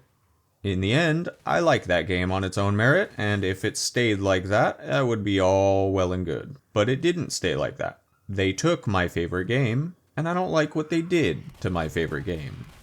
If you're wondering why my footage looks like shit suddenly, it's because I lowered the settings to minimum across the board and added some visual effects while editing to briefly show a slightly dramatized view of what it felt like to play on a crappy old TV back in the day. This game is from the late 2000s, so it's not like high def didn't exist back then, but I was playing this bad boy on a CRT in my room because the flat screen was for the family. So if you ever had to settle in order to get your fix of playing games, this segment is for you. Let's just stop and take a moment to breathe this in for the good old days. Yep, that's the good stuff. Alright, that is enough of that now. God, that is so much better, you can't even lie. Now, I'm of two minds about this level in particular. If we recall the narrative for a moment, the survivors are searching out the nearest evacuation point. The previous evacuation point was Mercy Hospital, and when that didn't work out, the church in Riverside was the next closest location. When the infection took hold, the in-universe federal agency known as 괰ᴄ, a disaster response organization analogous to a combination of the real-world FEMA and CDC with assistance from the military, had set up these evacuation centers as quickly as they could. Since the infection spread at such a rapid rate, these evacuation centers, which consisted of places like a hospital, a church, an airport, a recreation center, and so on, were quickly overrun due to being ostensibly ill-equipped to manage a threat of this scale. After seeing the state Mercy Hospital was in, the player should have some kind of an inkling that the Riverside evacuation point is most likely not going to fare much better. This level, aptly named The Church, is only the midpoint of the campaign, so we can presume that the worst case is true. Basically, I like this level because it sets up intrigue for the back half of the campaign, since a first-time player likely is not going to have any idea where the next plan will be after the church.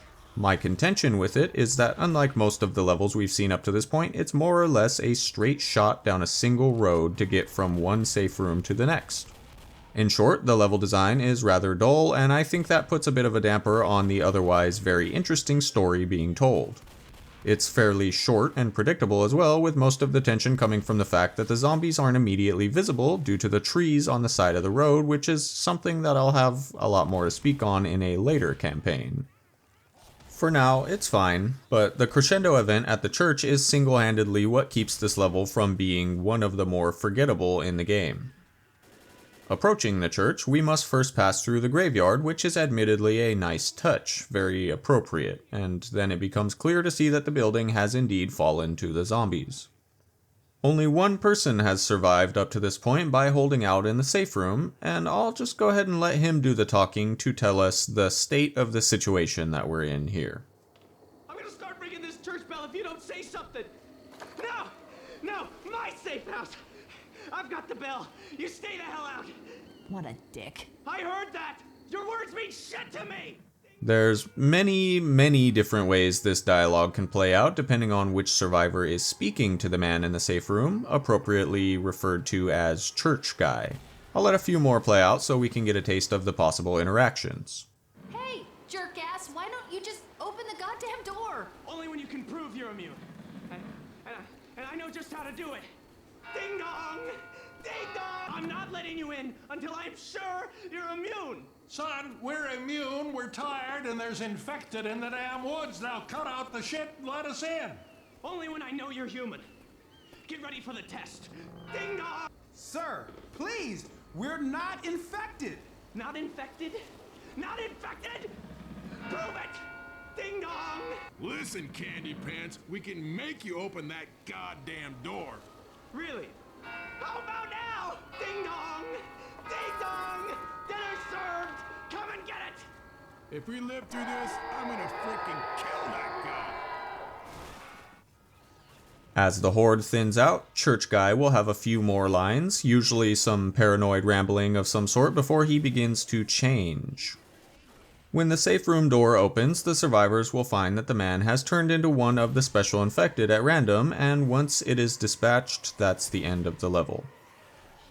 This is the most direct instance that we have, as well as the only time in the original campaigns that we see a human being turn into a zombie, and as we can see, it happens rather quickly.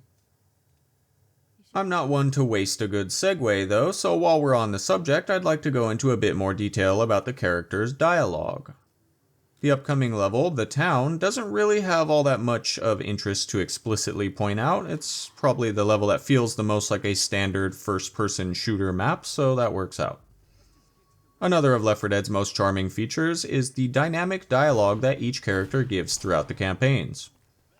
Like we've already established, it pretty heavily hinges on who you're playing as, but rarely will there ever be a stretch of more than 2 or 3 minutes where any teammate won't be saying something, which is of course great characterization, like in the examples I had just provided a moment ago, as well as a really simple and believable way to make the game feel that much more lively. The majority of story elements are conveyed by means of the survivors just talking to one another, which was admittedly a slippery decision that could have had each character be nothing more than an exposition machine that vomits game-related snippets aloud for the purposes of giving a player a story to listen to while they shoot zombies. If it's unclear, I think they did pretty well to avoid that scenario. In essence, the survivors speaking to each other feels natural. Like in this situation, these 4 people would believably be open and communicative with one another, and because of that, the player doesn't even realize that they're being exposited to. A good example of this in action is, well, this level, actually. Like I mentioned before, the previous goal was to reach Riverside Church's evacuation center, and since that didn't pan out, the player needs a new goal. Upon leaving the church, there's a few dialogue options that are chosen at random to play out. Here's one possible combination. Looks like Riverside couldn't hold it together. If we get to the river, we can find a boat. Sure, why not? This is not a one-off example either, as there are multiple scripted areas throughout each level as the player advances that will provide feedback and help progress not only the game, but the story. Remembering back to my example at the beginning of the video about light sources being used as indirect methods of guiding the player, I'm sure you can see how those two concepts work nicely in conjunction. The character dialogue is a very well executed compromise to maintain both the consistency of the world as well as give the player little hints and directions that they may need to successfully navigate the levels.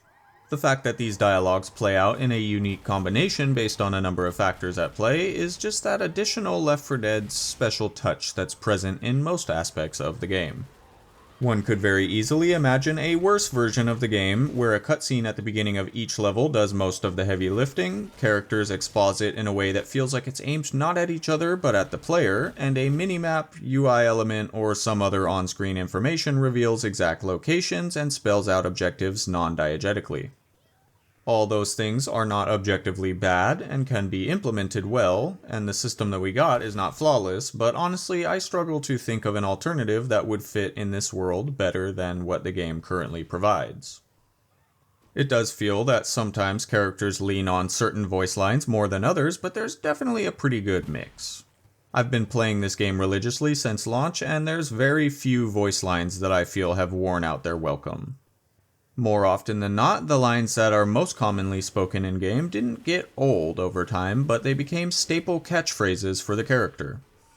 That's why, despite the fact that every character has some variation of calling out that they found a bottle of pain pills, over time the phrase Pills here! has become inextricably tied to Lewis. Grabbin Pills. This goes doubly so for character-specific lines like, This is going to hell in a handbasket real fast.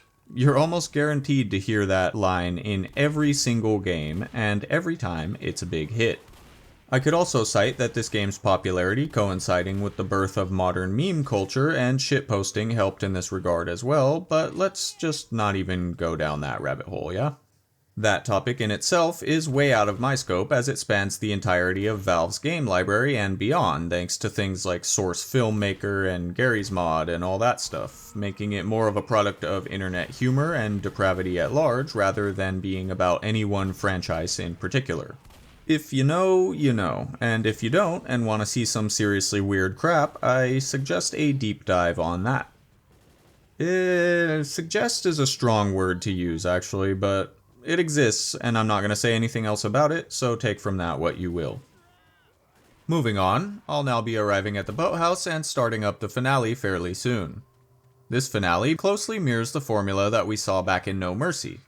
We arrive at the boathouse, someone is sending out a rescue call via radio, once we answer it, the finale begins, and once the vehicle arrives, we board and credits roll.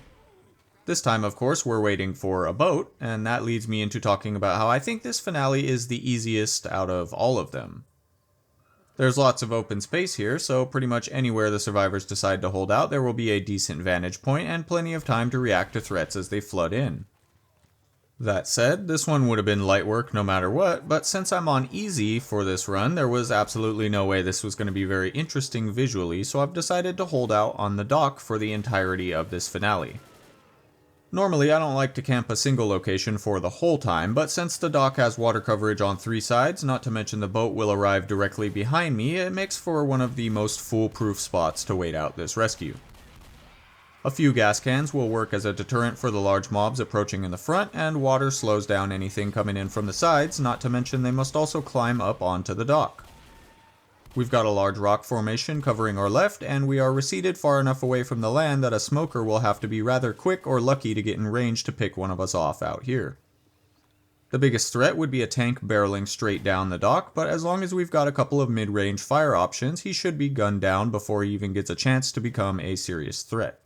Like I'm saying, we've got a pretty sweet spot to camp at here, but a sizable portion of what makes this spot so good is the lengths that the game is willing to go to help us preemptively identify threats. Seems I've been saying this about everything I've talked about so far, but throw this one onto the pile because another of the most iconic and standout aspects of this game is the sound design. The AI director I spoke of is not simply responsible for spawning in enemies and items, but rather it could be said that the director's job is the more nebulous concept of monitoring the game state to provide additional tension at low points while backing off and allowing moments of rest after things get a little too out of hand.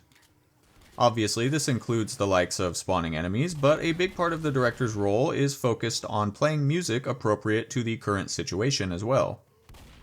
There are certain things that cause specific pieces to play, such as the beginning of a finale sequence will always start with this.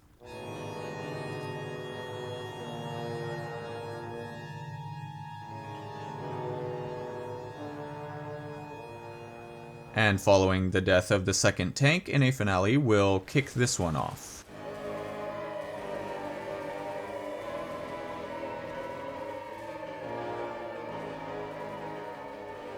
Of course, these are all well and good, very standard sound design elements, surely not worth of praise on their own. However, the director is rather adept at reading the mood, so while navigating a dark hallway you may hear no music at all, but then suddenly a bit of this kicks in.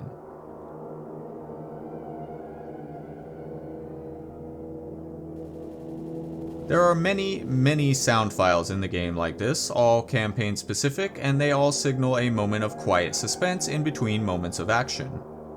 The music fades off, and then...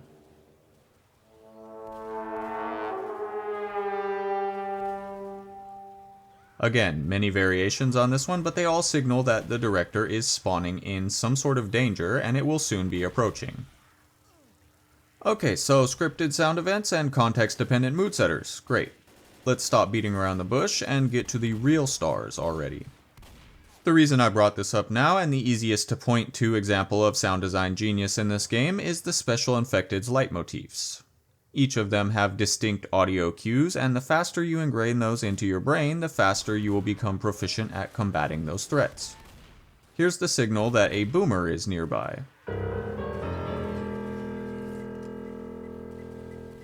A hunter, and a smoker. As I understand it, those sounds were originally implemented as generic indications that a special had spawned, but not necessarily representative of any one in particular. As the game was being playtested, people began to notice that the director was using certain sounds for certain kinds of spawns on a semi-frequent basis, and therefore they associated those sounds with those specials. Valve then solidified the connection, and that's how we got where we are now. Or so they say. They is me. Because I can't be bothered to double check that, I just remember hearing it back in the day. It sounds pretty good though, so I'm going to go ahead and keep it in the script. This is how the tank sounds.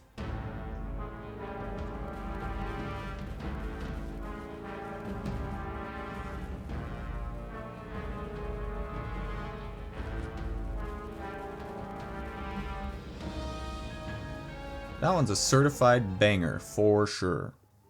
Point being, the game gives all kinds of warnings and indications of what to expect, and learning to pay attention to those and read the audio cues is integral to succeeding in Left 4 Dead, particularly on higher difficulties.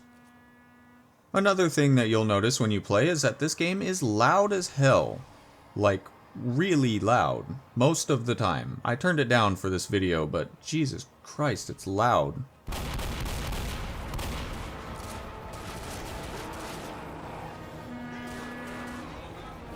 Turning on full captioning gives you a visual component to keep track of those cues as well, since a lot of the time they're going to be getting lost in the mess of noise pollution, so that's why I have them on all the time, if you were wondering. That's a pro tip for you there. Oh look, we're rescued. So, what happens next? Well, that'd be the next campaign, of course, Dead Air. Playing on normal for this one, by the way.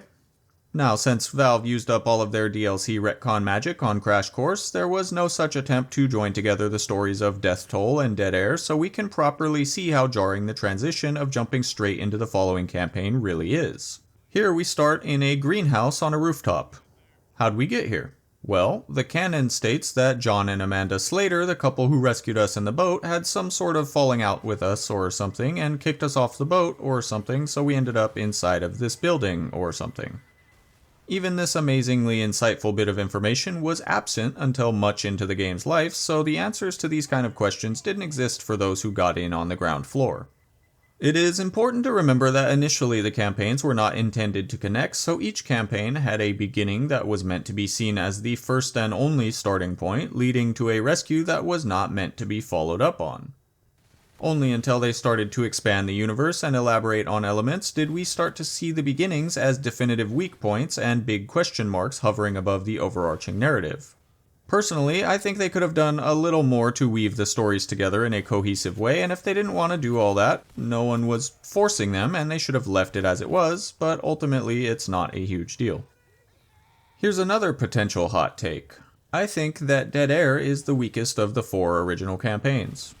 That's not to say I don't like it, though. Exactly the opposite is true, actually. I think that the foundational narrative bits that make up the story of the campaign is its weakness, which is unfortunate to those who care about lore and whatnot, as it's actually a fairly important thing to make your story's premise make sense, if you can believe. The pedant in me wants to tear it apart piece by piece, but I think if I do that, I must also fairly provide the same level of criticism to the other campaign stories, which are not perfect either. As a compromise, I'll just point out one small problem, and it's a big one. The airport is going to be the evacuation center that the survivors are making their way toward in this campaign, and they vocalize it in many different ways that the goal is to get on an airplane and fly out of the city. Okay, a few things. All of the campaigns in this game take place in approximately the same region of Pennsylvania, and it's presumed that this is where the infection bolt started and is currently still confined to.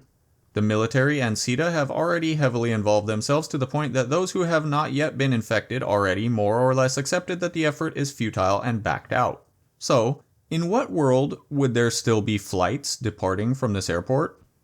No Mercy explicitly showed us the helicopter guy broadcasting that he is the final pilot still rescuing people, so that was reasonable. Death Toll's boat was a backup plan that happened to pay off. The airport scheme is just a bad idea on its face.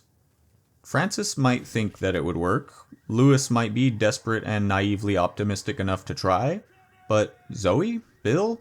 Not a chance. Zoe is a horror movie buff, and Bill is a war veteran. It'd be obvious to both of them that airports are the first place to go out of commission in a situation like this.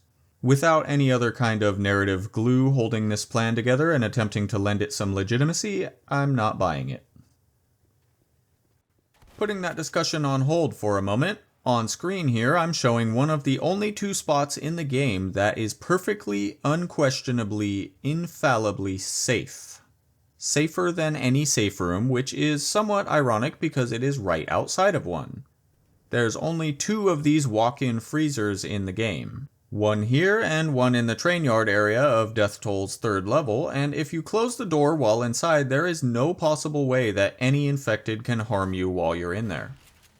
The steel door cannot be broken down by anything, even a tank, so although this is somewhat of an obscure fun fact for the most part, it can actually come in handy in a pinch.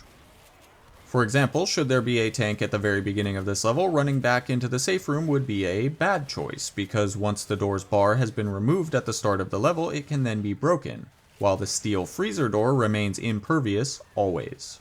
I'd like to point out that these freezers are still present in the Left 4 Dead 2 version of these campaigns, but the ability to open the door and enter them was removed. I said what I said, and I won't say it again, but there it is again. Gosh, this campaign's been nothing but hating so far, so let me switch it up real quick.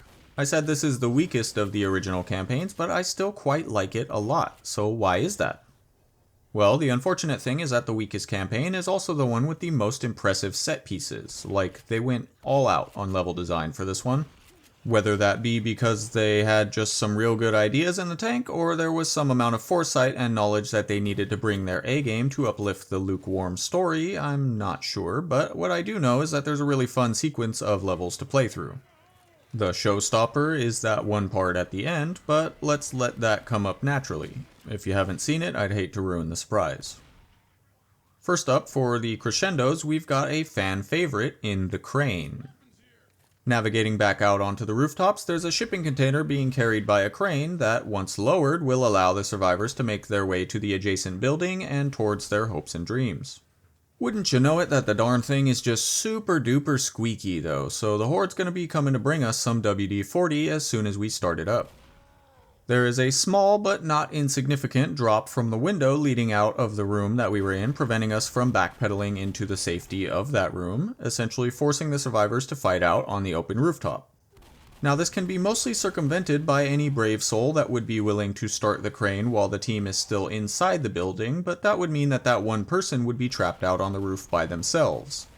If you've been paying any kind of attention, which I know you have because I'm keeping my eye on you, then you would know that being caught out by yourself in this game is pretty much the worst thing that you can do.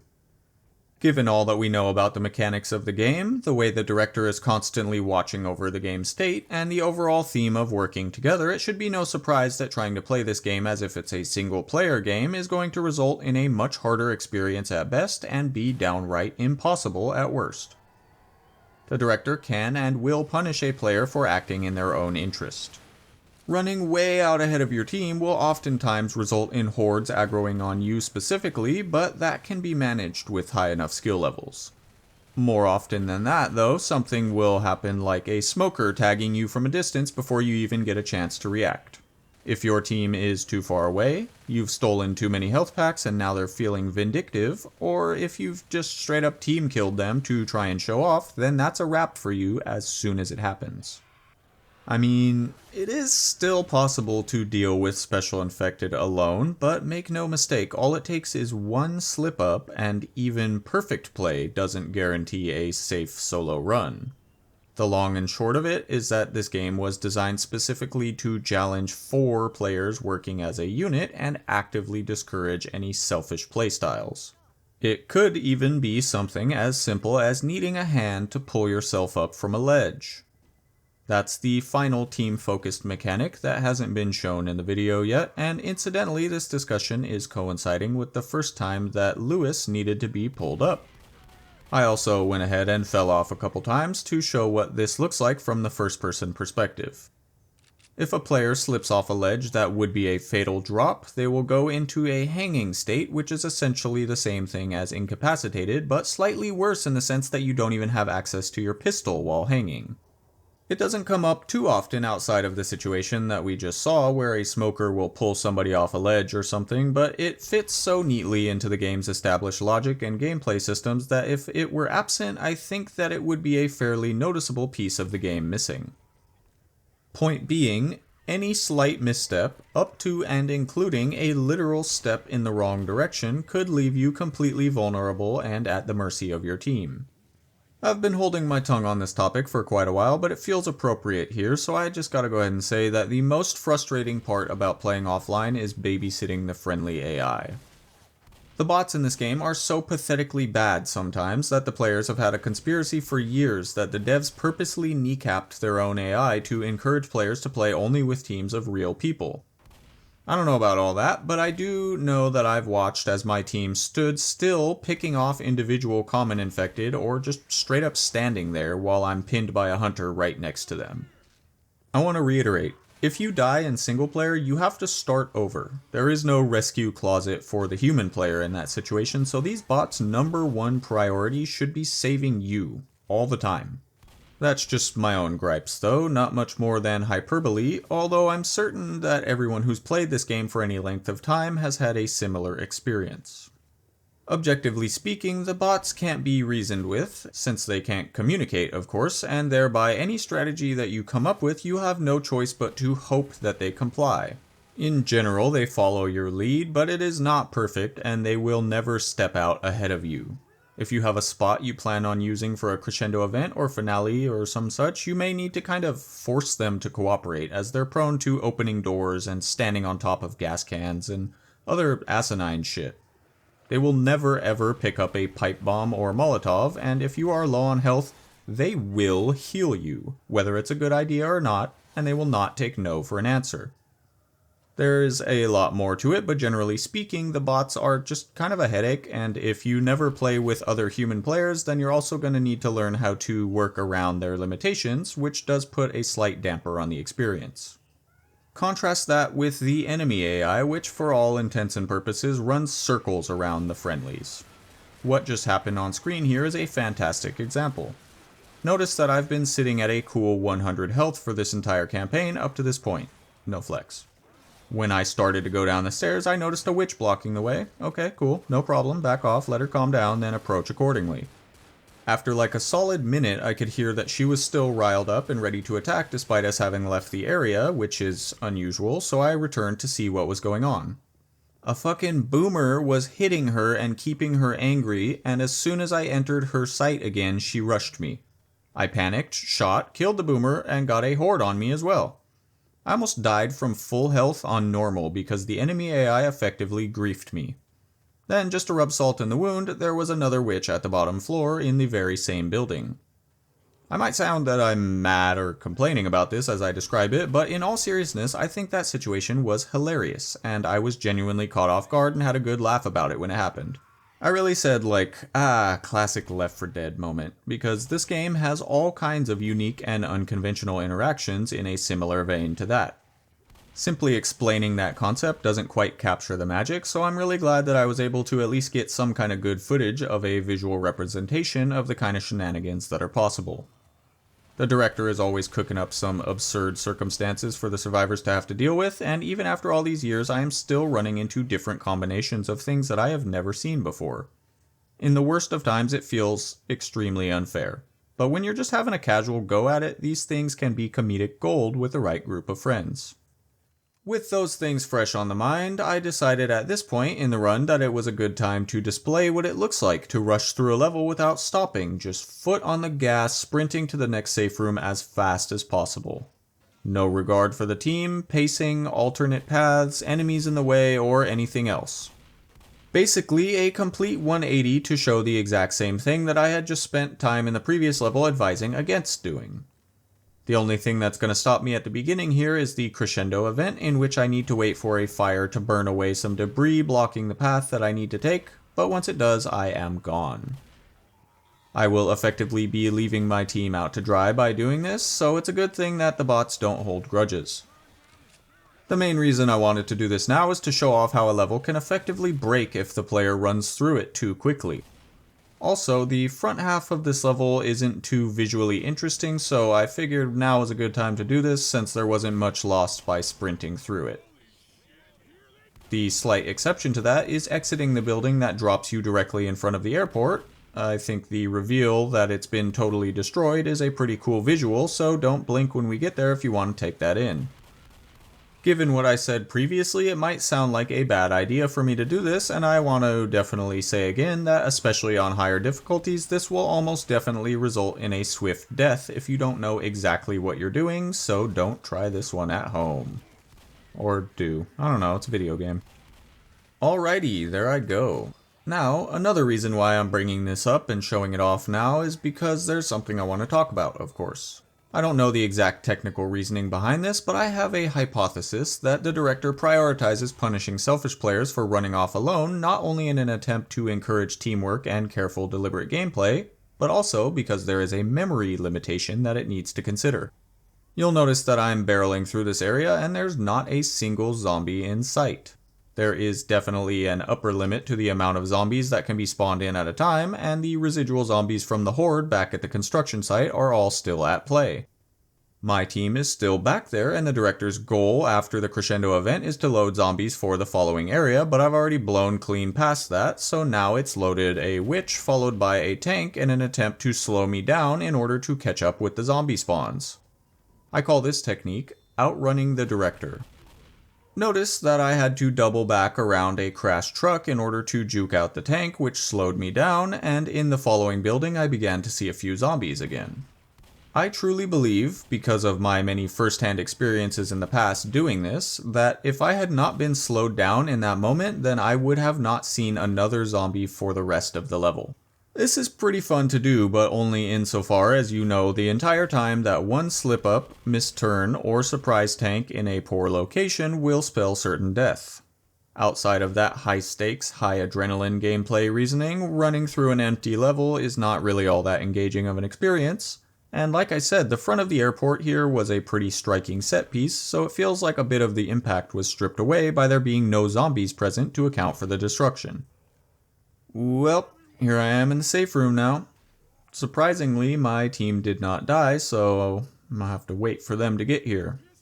Left 4 Dead pays its players a kindness by showing a colored silhouette around teammates when they're on screen but not directly visible due to obstructions blocking direct lines of sight, and I can see that my team is tiny little dots in the distance right now, so I will be waiting here for quite some time before we can move on. Something that I find interesting about the bots is that they will teleport to a distant teammate's location, but not always. Usually this is going to be the player character, but that can also happen with another bot as well. I think what's happening here is that the bots try and judge who needs the most help, and then they send someone as soon as they're available. We see that manifest with Lewis yeeting himself out of the safe room after running all the way over here, and then Bill kinda just turns around and runs off the other way. Basically, you can really tell that the bots were not designed to have the team split up. The story heavily implies that safe rooms were frequented by other people that have either since been infected or otherwise moved on, and one of the more charming ways of doing this is leaving notes written on the wall of every safe room. This one starts with a big spray-painted declaration of "We are the real monsters," and someone followed up with "No, that's the zombies." Then a number of other folks stopped by to call OP a moron and that they hope he died and the like. So basically any typical comment section. This is one of my favorites in the game, and the reason that I say that is of course that they roasted that first guy, but at the bottom of it all there is a meek little comment that says, "I miss the internet." And it's this kind of comment that helps elevate Left 4 Dead even further in my eyes. Yes, the humorous and exaggerated graffiti are a great addition, but it's these somber, melancholic, and self-aware bits that create an air of humanity to the whole thing. It's tied in with human nature to make light of bad situations, and also humans are more likely to be more rude and mean if there is no consequence tied to doing so, particularly if there is no face tied to the interaction. We see that in the top half here, and like I said, open literally any comment section to see it in real life. Not mine though, I don't get comments. I'd be fine enough if they left it there, but one simple sentence is enough to drive home the horrible mix of emotions and realization that the world was ending that people must have felt when this whole thing started. Yeah, I think we would all be better off if internet toxicity disappeared, but not like this. In a zombie apocalypse, you find yourself missing even the worst parts of your old life. Here's a couple more that are particularly grim.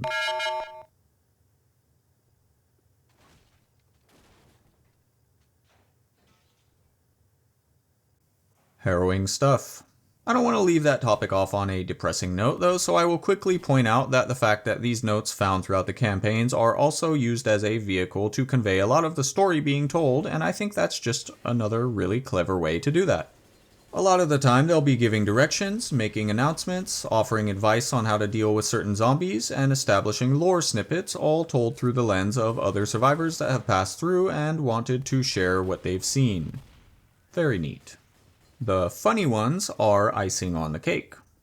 although a lot of them consist of humor modeled in the image of the late 2000s internet culture, which has them feeling a bit dated by current standards. There's also a few timeless classics.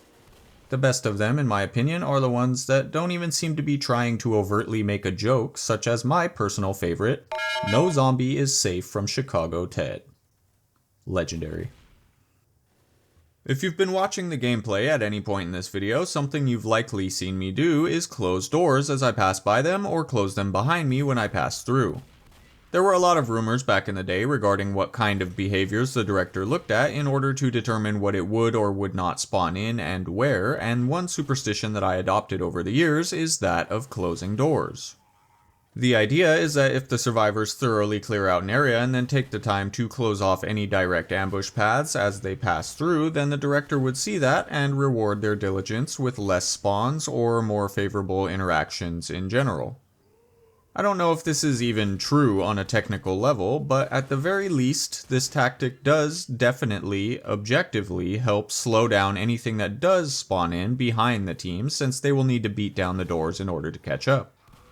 For anyone that's been rather unsatisfied with my explanation of the director and the ambiguity of the language I've been using up to this point to discuss how it works, I'd like to say that in my defense, the AI systems of Left 4 Dead are rather opaque and hard to pin down. If that doesn't sit right with you, I was able to pin down a PDF that was posted online for a presentation made by Michael Booth outlining the AI systems of Left 4 Dead made prior to its release. For those uninitiated, that's one of the co-founders of Turtle Rock, which was acquired by Valve and subsequently became the studio that released Left 4 Dead. He is described as being involved in many roles regarding the game's development, including creative director, designer, all the way up to exaggerations such as the creator of the whole damn thing. So basically, if anyone could explain this stuff, it's gonna be him. Now, I'm not going to go through this 90-slide presentation in full detail, thankfully, but I have linked it in the description for anyone that's interested. This was obviously meant to be presented as a visual aspect to a prepared speech by Michael given internally or to some other industry professionals, so a lot of the slides are stuffed with technical jargon, and it's not completely cohesive due to the context being outright missing without his verbal assistance. Despite its missing context, it does still hold a lot of information regarding the concrete, hard-coded behaviors of the AI director and how individual bots behave and navigate levels. It contains small things such as how zombies are able to identify where a ledge is and whether or not it is climbable, as well as how the friendly AI are able to create a natural-looking path that follows the human player through a level. These kind of things don't have much use outside of very niche aspects of high-level play, but that's not to say that nothing included here is useful to the average player. It also outlines concepts such as the Active Area Set, or AAS, which is essentially the invisible radius that surrounds the players and tells the director which areas should be used for spawning at any given point in a level. Knowing about the existence and exploiting this AAS radius is how it's possible to figure out consistent methods to do things like outrunning the director. Finally, spelling out the concept of emotional intensity and how it works is probably going to be the most useful thing included in this presentation. This is essentially a hidden stat that rises and falls throughout a level based on a number of variables, and it is unique to each player on the team. The director is constantly tracking the survivor's emotional intensity in order to dictate the concentration of spawns throughout a level. There's more to it, but in short, it can be boiled down to how well or how poorly a team is doing, and by applying this measurable metric to the concept, the director is able to dynamically give appropriate levels of difficulty in response to how well the team is reacting to the prior wave of spawns. Interesting stuff. I encourage a deeper look at it, but that's all I've got to say on the subject personally. Heading into the finale level will be treated to one of my absolute favorite moments that this game has to offer visually. I know that I was kinda hard on Dead Air's premise for being the weakest of the bunch at the start of the campaign, but it seems like this one here at the beginning of the finale that solidifies my appreciation for this campaign in presentation if nothing else. I'll heal us all up and step out onto the tarmac where one of Left 4 Dead's very few scripted sequences will play out. Let's just sit back for a moment and take this in.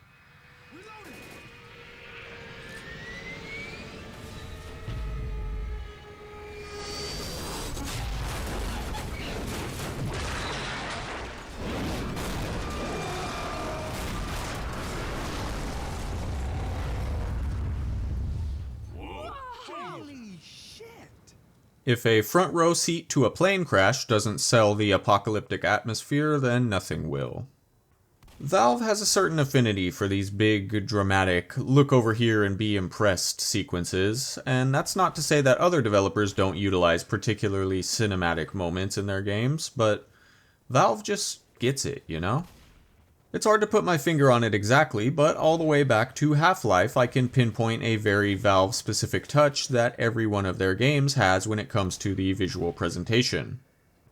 Make no mistake, because the surrounding area pulls its weight very nicely as well, showing clearly that the crash we just witnessed was not even close to a one-off event. The entire runway is in total ruin, with destroyed airplane parts, luggage carts, people's bags, and collapsing airport infrastructure littered all across the area to create my #1 favorite finale setting. It's not all praise for Dead Air's finale though, since I consider the entire logical foundation of the end goal to be rather weak. The method that we fulfill that goal is also pretty substandard. Of course, there is one perfectly intact and operational plane that is already parked perfectly aligned with the only stretch of runway that's not cluttered with any debris at all. Inside that airplane is a single man that's managed to lock himself away inside, not turn into a zombie, and hey, he's a pilot. There's only one problem, and that's that the airplane doesn't have any gas to take off. Good thing, the truck that refuels the planes is not only right next to it, but hey, it's already hooked up. Can you believe that? Can you? Really? You know, all we have to do is hit a big button that says pump the gas and wait a few minutes. I'm being a dick, but you get my point. One thing that I've neglected to mention up to now has been that during nearly every crescendo event and every finale there is a mounted machine gun that the survivors can use to repel the attack. The reason I've neglected to mention it or use it up to now is that there's not really all that much worth mentioning about it or any reason to use it to begin with. It's pretty strong, I guess, and it can deal with a mob that's approaching from head on quite well, but outside of that use case, it leaves a lot to be desired. The fact that it's mounted to one spot also means that it's confined to a narrow firing angle, and worse than that, it leaves you a complete sitting duck for any special infected. It takes a fairly long time to wind up, time that you don't really have in these situations, so in order to have it react with any amount of immediacy, you need to be constantly throttling the fire button to keep the barrels spinning. More than that, it also has the drawback of overheating if you lay on the trigger for too long, but it does take quite a long time to reach that point, and the gradual reddening of the barrels is a pretty clear indicator, so I struggle to lever a complaint about that. It feels like they had intended on this weapon being a powerhouse during these events, and in an attempt to balance it, they swung the pendulum too far and made it kind of shit instead.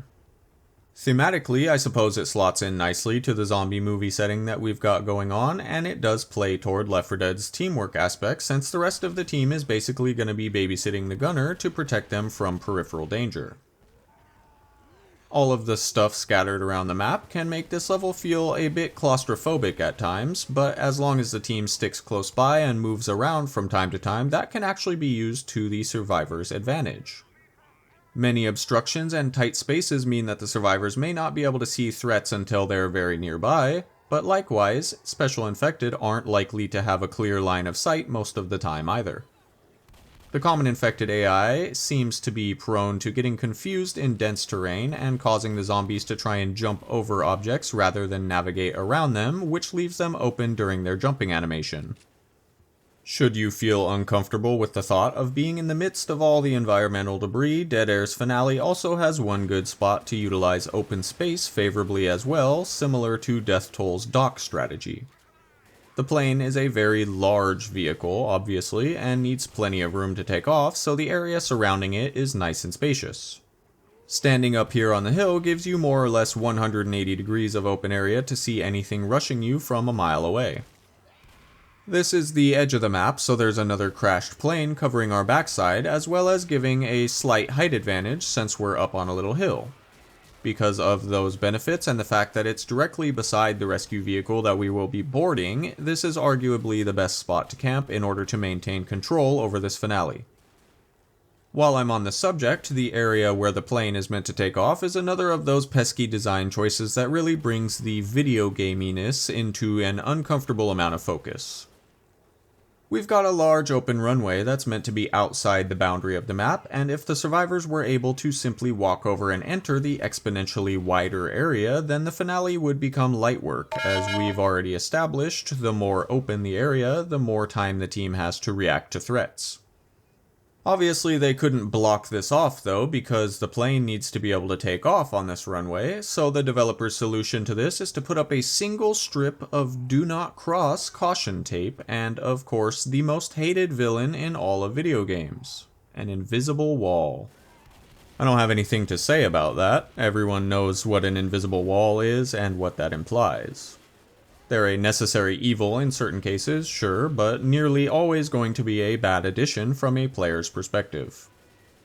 I don't know why they chose to go about it this way either, it just comes off as a pretty lazy solution to an issue they created themselves by going with this method of rescue.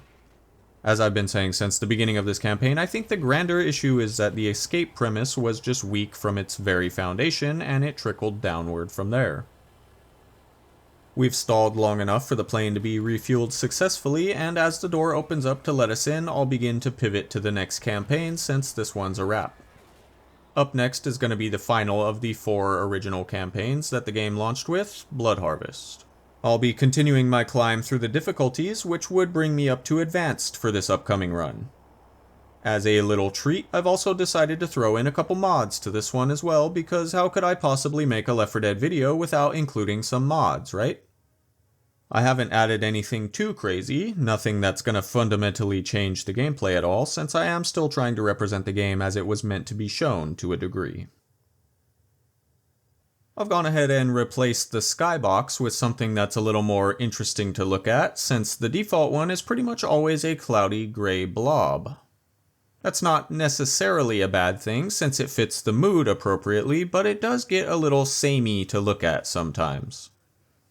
Left 4 Dead takes place exclusively at night, which lends heavily to the bleak atmosphere, but for this one-time case I figured a nice twilight starry scene would be a nice treat. This new one doesn't affect the lighting in the level at all, but it is a fair bit more pretty, even if it is admittedly rather over the top and exaggerated. Against my better judgment, I've also messed around with the character skins. I think the character designs in this game are dialed in really nicely, and changing them up feels a bit wrong, but I was able to find this one that gives Zoe a black camo outfit, and I think that looks pretty cool without changing up her vibe too much. Most of the Zoe skins I found online were not suitable for this video, if you catch my drift. I decided to leave all the other guys as is. Finally, I changed the UI to something that's a little more modern and sleek. Left 4 Dead came out in the late 2000s, so it and its contemporaries are starting to be a little dated by today's standards, and this new UI strips away a lot of the unneeded elements and generally simplifies the design while bringing the ammo counter closer to the crosshair for easier viewing in the heat of the moment. I'll provide links to these mods in the description for those that would like to use them on their own if I happen to remember to do so. I'm not sure if Blood Harvest was specifically designed to be the hardest of the original campaigns or if it just coincidentally turned out that way, but it is generally agreed upon that that is the case. A lot of the difficulty comes from poor visibility across much of the terrain, and that can be shown pretty clearly straight from the start here.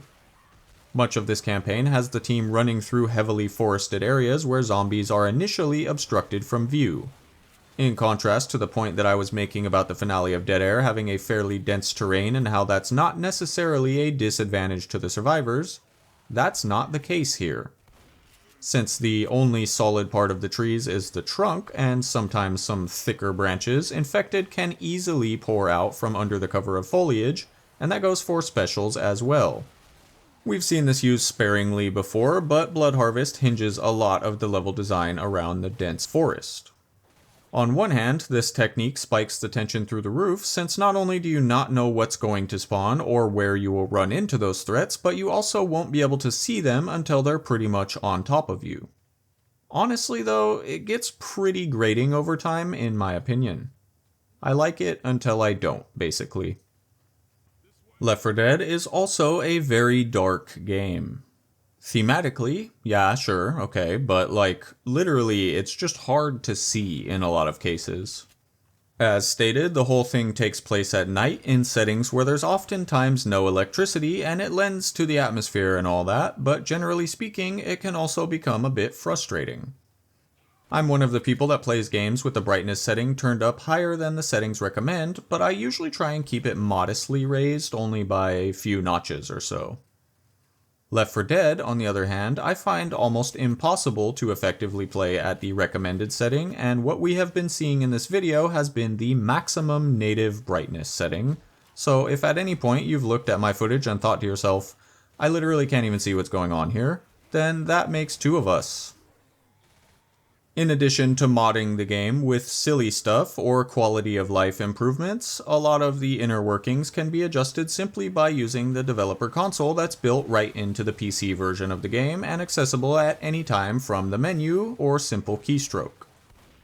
One of the biggest things Valve has going for it in my eyes is that their games are famously friendly to tinkering, whether it be mods or console commands, and that is no different in Left 4 Dead. By bringing up the console, the brightness of the game can easily be taken way beyond what the settings typically allow for and cranked all the way up to absurd levels if you so please. Here I'm showing a command that sets the brightness at its maximum value and distributes it evenly across the map, but as you might expect, that looks pretty weird and unnatural because of that. Many other things can be altered through the console as well, such as warping all survivors to wherever your crosshair is pointing, or the perspective being changed to third person if you feel so inclined. If you're just sick of those bots and you want to play a challenge run alone, use the console to kick the bastards. Maybe you would prefer to not see any textures at all for some reason. Turn them off. Fuck it. If you want to fly around the map and be completely invincible, you know what? God mode and no clip are right there for you in a few keystrokes. Need a new gun? Spawn it. Need more tanks? Spawn them. You know what? Maybe it is too dark after all. Turn your flashlight into the sun. Who cares as long as you're having fun, right? Now, obviously this looks horrible, so remember to use these in moderation, and let's get back to the regular gameplay now. Although it is nice to have access to the console commands on PC, I mentioned that I originally started on the Xbox 360 version of this game where that is not an option, and frankly, it wasn't any worse off for it. That's not to say that the console isn't a useful tool or fun to mess around with, but I think it speaks more to how dialed in and strong the default Left 4 Dead experience really is. Once you've got the gameplay formula and map layouts down pat, everything else comes naturally from there. Aside from the occasional complaint about dark places being too dark or whatever, I truly believe that Left 4 Dead is as close to a perfectly tuned game as anyone could ever hope to make. One of the biggest, if not the sole reason for this is that there's not a single bit of bloat to speak of. There's only a couple types of guns, basically one for each playstyle. There's only a few kinds of zombies, each one specifically designed to mesh with its counterparts. Each campaign goes on for just long enough to have a good time, but never overstays its welcome. Healing is simple and intuitive, but it covers all the bases. Crescendo events and finales are varied enough to be entertaining, while walking the line well enough to never feel too simple or too complicated, too frequent or too scarce. On the opposite side of that coin, I've never been playing and thought to myself, man, I wish there were more stuff in this game. I hope that it is becoming apparent by now what I'm leading into by taking the time to say all this here, but if it's still not quite clear, I will say it outright. I didn't like Back 4 Blood. Before I go any further, I want to clarify one thing. I don't think Back 4 Blood is a bad game. I don't think that Turtle Rock came back after all these years to break people's hearts. I understand that gaming has changed a lot over the years, and certain things are expected of a studio in order to keep up with current trends, in order to satisfy the higher-ups of whatever publishing company or whatnot. No one could make Left 4 Dead today and have it work the way that it did back in 2008, not even the folks that made it work the first time. I acknowledge that Back 4 Blood was a genuine effort to recapture the magic and give people what they think they wanted. If you liked that game, kudos to you, and that just proves the sentiment that they really did try. With all that said, I and many others view it as a pretty massive disappointment considering all the hype that surrounded it, and if you waited over 2 hours of me rambling in this video to hear my opinion on it, I'm sorry that I don't have a more enlightening outlook on the topic. For those completely in the dark on what I am talking about, Left 4 Dead was the first entirely original IP developed by Turtle Rock Studios, who was acquired by Valve prior to its release, renamed Valve South, and then the individuals working under that moniker are responsible for the game that you see on screen here. Prior to the sequel's release, Valve South was closed down and Valve retained the rights to the Left 4 Dead name, while Turtle Rock Studios was allowed to continue doing its own thing as an independent business. Turtle Rock did retain a relationship with Valve and worked closely with them for Left 4 Dead 2, but Valve was calling the shots by that time, and that's why the two games feel so different despite being essentially the same thing. Off topic though.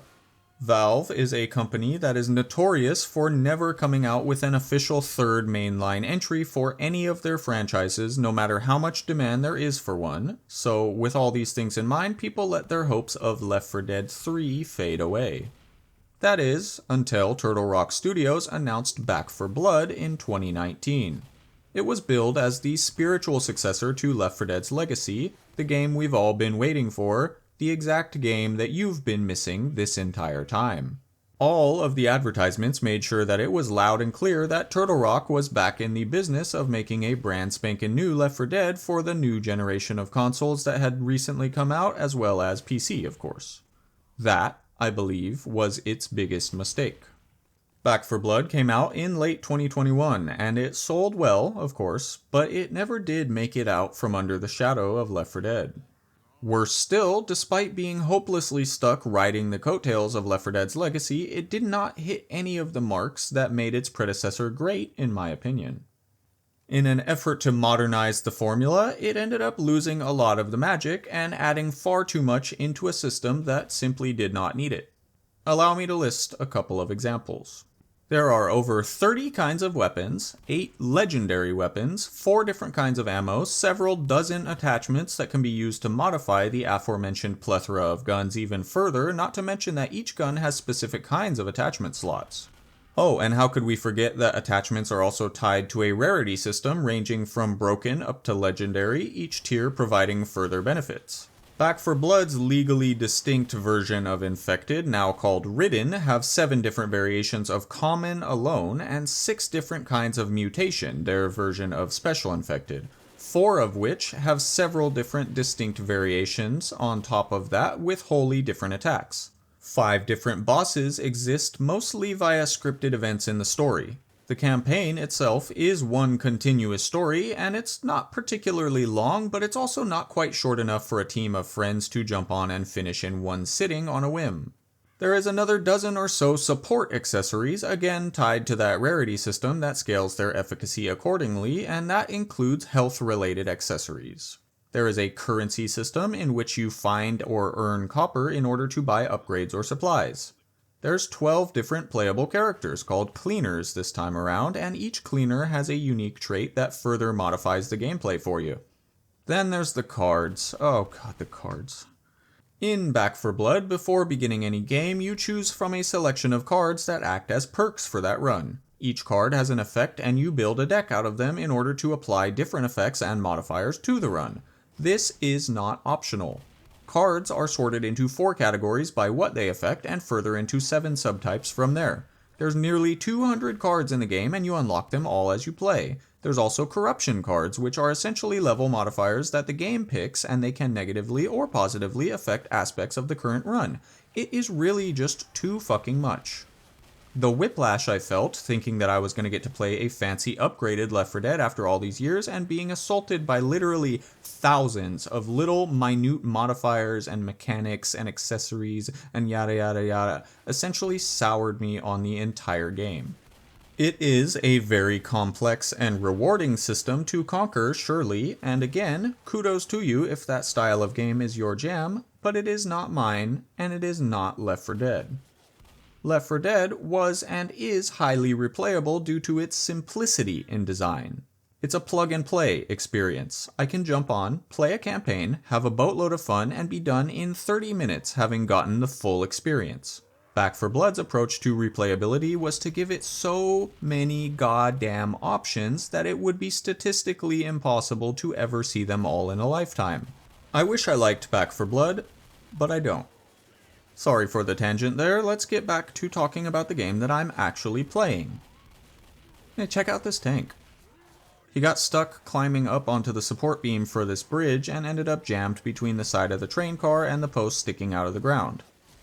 It's always funny to see the tank wig out and do something weird like this, and a nice way to lighten the mood after that last topic. Since the tank was more or less unable to do anything to us here, we're essentially going into this next crescendo event for free, but had that not been the case, he would have likely been a bit of a problem. Seeing as this is advanced now, we've worked our way back up to the realm of fairly difficult gameplay, so I don't mind a bit of lucky circumstances in the form of janky AI every now and again. For most players, learning consistent strategies to deal with the tank is the biggest learning curve, and many failed attempts on higher difficulties come from being ill-prepared or losing composure in the heat of the moment. Let's discuss how to deal with this guy in detail now. In my experience, locking in 3 methods of approaching every tank encounter will provide fairly consistent results with minimal damage taken. Those 3 things are kiting, fire, and explosions. Kiting essentially means aggroing him onto you and then luring him around the map while the rest of the team does damage. The tank's run speed is slightly slower than a healthy survivor, so this works wonders if the player knows the map well, as they can lead him around indefinitely so long as they don't run into any obstacles or drop below 40 health. Ironically, similar to the common infected, he's also rather prone to having his AI start doing weird shit like we saw a moment ago. This can be seen very often in the form of him turning around mid-run and chasing survivors backwards, which is always a treat to see because it is hilarious. In tight situations, he'll start climbing objects repeatedly because of his large model size, sticking to nearby terrain, so leveraging that takes a big problem and turns it into a trivial matter as long as the player that's kiting him around is able to hold their composure. Fire is pretty straightforward. A burning tank will go down faster than one that runs free, although I've seen a lot of conflicting information on how fire actually affects the tank. Some say it makes him move faster, some say slower, some say it doesn't do damage but rather starts a kill timer, and whatever is actually happening behind the scenes, all I know is I'ma light him up. He's easier to see from a distance when he's on fire, if nothing else. Finally, luring him toward an explosion, whether that be a propane tank, well-placed pipe bomb, or one of the other more rarely found explodable environmental fixtures, is something that you always want to strive for if possible. When he's caught in the radius of an explosion, the tank will go into a fairly significant stagger animation that breaks aggro momentarily, giving the team a good few seconds to lay into him uninterrupted. Those 3 approaches in conjunction while consistently pressing him with damage will melt the tank in under 30 seconds nearly every time.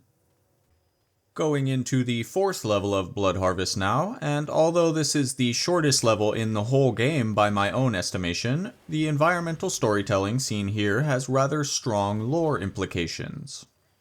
The barn in this area has a significant number of dead cattle surrounding it and a few located within, and every single one of them has had their head picked clean of all tissue, leaving only a visible skull while the rest of the body remains perfectly intact.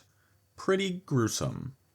We know that the green flu began infecting humans 2 weeks prior to the start of Left 4 Dead's campaigns from the opening cinematic, possibly starting within Mercy Hospital.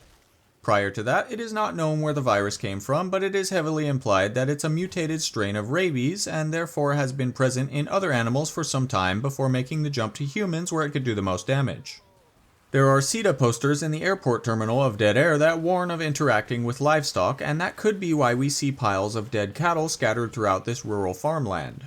It could be that they died from the disease as well, but they're piled up in such a way that suggests they were killed by people out of fear that they carried the infection. I always interpreted the missing flesh around their head as a nod to the face-eating zombies trope, like the common infected wanderers weren't really interested in eating the cows entirely, just their faces and brains and stuff. It comes to my attention as I look into it that another plausible reason for this is that in the real world, animals suspected of having contracted rabies are euthanized and their brains are removed and sent off for testing. That could be the case here as well, but given that this is such a rural area, I still lean towards my original interpretation. Also, on that topic, the green flu infection being a mutated rabies virus means that the zombies are not even really zombies in the traditional sense, because they're not dead. Shooting a zombie dead in-game will always result in a lifeless body, and you never once see a corpse rise back up. In cases like the chopper pilot or the church guy, we have hard first-hand evidence that they were humans one second and zombies the next. No death involved. That's right, none of these people are dead, they're all just irreparably mutated human beings infected with a virus that turns them into hyper-aggressive animals. Oh, the implications. Blood Harvest centers its story on the premise that the survivors have been attempting to track down the location of military evacuation outpost Echo in order to catch a ride up to the ever-elusive Echo safe zone that they've heard so many rumors about. Word on the street is that the evacuation point lies at the end of the train tracks out in the middle of nowhere, and there has been plenty of safe room wall graffiti to reaffirm that hunch along the way. We are finally closing in on Outpost Echo here in the final level, and it is suitably going to also serve as the finale location. The military never makes a direct appearance in any level of this game, but this finale is the closest that we ever get to seeing them. We discover that Outpost Echo is nothing more than a farmhouse, but after making radio contact with these mysterious military figures for rescue, they offer to send out an armored personnel carrier to pick us up and take us to the nearby military safe zone as promised. I maintain that the prior level was the shortest in the game by sheer distance traveled, but another thing that makes it feel so short is that aside from the first level of each campaign, it is the only one that contains no crescendo event. In order to make up for it, Blood Harvest's final level also contains a crescendo event in addition to the finale. This is the only finale level, including all the DLCs, that has this feature, and I think that's another big reason as to why Blood Harvest feels more difficult than the other 3 original campaigns. Another unique aspect about it is that it's the only crescendo in the original campaigns that doesn't require any active input from the players to begin. That is to say, there's no warning that a crescendo is about to be triggered, and it will almost certainly take someone that doesn't know about it by surprise. Dropping into the cornfield via the trademark finale one-way drop and running a bit forward will startle the crows and call in a horde. Being down in this field is like the zombies coming out of the trees thing that I keep talking about, except in this case the trees are corn and it is literally everywhere, so the best thing to do here is to hightail it out of the field as fast as possible and hopefully make it to the farmhouse before things get too sticky. I did not get that lucky this time, but still make it out in one piece, so that's fine. I've already covered the topic of character-specific voice lines, but I wanted to bring it into focus one more time for this upcoming bit. I don't oftentimes play as Francis, so I'm relatively unfamiliar with his specific voice lines. Like, of course, I know all of the ambient ones that play throughout the levels, no matter which character you are. I hate this, I hate that, yeah, whatever. But the ones that play when your player character specifically interacts with something like, say, a radio in a finale location, I'm a little less experienced with. That's why when I ran up to the farmhouse on this run and hit the radio here, I was treated to an exchange between Francis and the operator on the other end that I really enjoyed. Here, let's take a listen. Attention, Army! This is the Cubs. Jesus Christ! Captain, Yep, I'm we ready. got survivors. They say they're cops. I love this game, dude. The most observant among you will have noticed that starting up this campaign was the only time that I failed to make any mention of its relation to the previous campaign. Dead Air ended with us flying away in an airplane, and Blood Harvest starts with us in the middle of the woods. So what gives? How do those two events connect? Well, they don't. Just the same as the transition between Death Toll to Dead Air, that's something that you need to take with a grain of salt and accept that there is no official answer other than that the plane crashed. Why did it crash? How did they live a plane crash? Where did it crash? All questions left officially without an answer. However, in late 2016, Turtle Rock Studios came out of nowhere to announce that during the development of Left 4 Dead, they had intended on including another campaign into the original lineup. This was not only an announcement that this 5th original campaign did exist conceptually, but it was actually so far along when it was cut that Turtle Rock went ahead and released it as a mod in a playable, albeit incomplete state. What this means is that 8 years after the game's launch and 6 years after it stopped receiving DLC, suddenly there was more Left 4 Dead to play. Let's take a moment to back up slightly and also understand that Left 4 Dead 2 came out exactly 1 year after the original, which is a bonkers fast turnaround time for a sequel of any kind. Nearly all of the attention was naturally funneled into the sequel once it was out, and the original was more or less abandoned in haste. Neglected to perish. Left 4 Dead. Yes, I have been waiting the entirety of this video's runtime to use that line. The point of this rambling is that way past its shelf life, Turtle Rock dropped a new campaign for their masterpiece and caught everyone off guard. This surprise new campaign is called Damn It. That's D-A-M, dam, as in a water dam, and that is of course where the finale takes place. Damn It is the missing piece that connects Dead Air to Blood Harvest, as the campaign begins in an airfield where the plane that the survivors boarded previously was forced to make an emergency landing. After leaving it behind, they move through several more areas, including an orchard, a campground, a lake, a logging camp, and the titular dam that they must navigate through in order to make it to the woods where we start Blood Harvest. I was torn on whether I should include it in full and give it the same attention as the rest of the campaigns for this video. Ultimately, I decided that despite it being made by Turtle Rock officially, it is definitively not canon, and therefore may as well equate to being a regular old mod campaign. For the purposes of my commentating on Left 4 Dead, it would not make the cut for this video the same as it did not make the cut for the game. Why it didn't make the cut for the game originally is not clear as far as I'm aware. I am willing to speculate because it's not often that any game gets something this substantial so many years after its release. Maybe it was something as simple as it wasn't doing very well among playtesters, like it was deemed to not be rating high enough in comparison to the other campaigns. I've played it, and I would anecdotally agree that it is a bit bland, but to be fair, there are definitely parts that seem entirely up to par if not genuinely engaging, and we have to remember that it wasn't finished anyway. Also, it's hard for me to imagine justifying scrapping an almost complete campaign rather than sprucing up some of the more dull sections.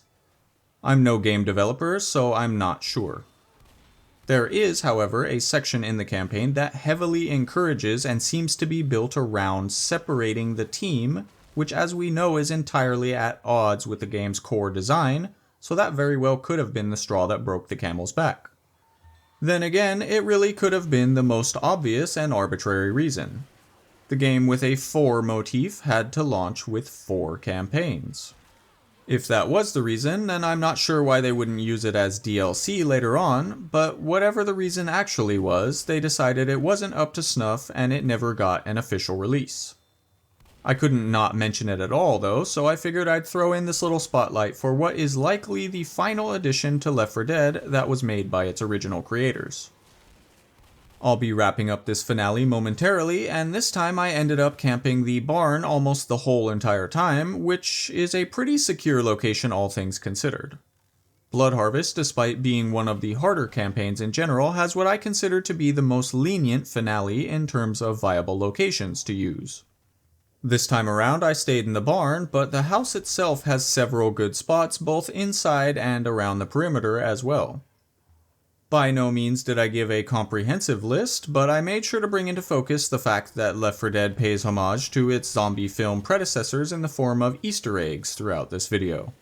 Some say that the farmhouse here that this finale uses is a reference to Night of the Living Dead, but in truth there is another reference that I believe is much more on the mark.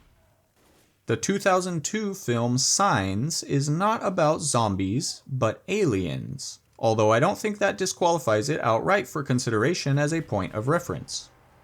The film takes place in Pennsylvania, the same as Left 4 Dead, and the house in the movie is very, very similar to the one we see here. I won't say it's a perfect recreation, but it is pretty damn close. Having survived until rescue arrived, the 4 survivors are whisked away in the military vehicle just as the sun rises over the horizon. No, that's not my skybox mod that I used for this campaign. That sunrise is seen in vanilla as well, and it is the only one that we see in the whole game, symbolizing that the survivors have made it through the night and reached safety at last. Those who have played the game know that this is not the case, but we are not quite there yet. Let's recap. We started out struggling to cross the street way back in No Mercy, had a bit of a setback during Crash Course, and our stint of bad luck turned worse in Death Toll.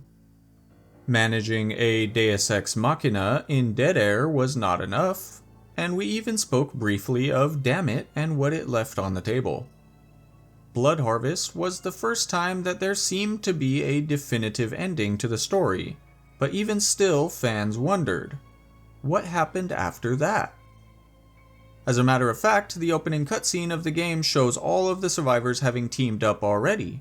What happened before that? And in the back half of 2010, Valve answered both of those questions. Well, kind of. The Sacrifice is a comic that came out in 4 parts in the weeks leading up to the release of the DLC campaign of the same name. Each part holds focus on one survivor and sheds light not only on aspects of the people that they were in their old lives, but also elaborates on where they were when the infection broke out. Part 1, Lewis, released on September 14th and sets the stage. The survivors are making their escape from Blood Harvest's finale, and it turns out that it's not what they had hoped for after all. After being picked up by the military, they are not welcomed in and escorted to the Echo Safe Zone like they thought, but instead taken to the closer, less safe Millhaven outpost for interrogation and testing. A significant portion of the chapter is dedicated to a Lewis flashback in which we see the first moment that his positive demeanor temporarily cracked and he was forced to face the reality of the situation that was developing around him.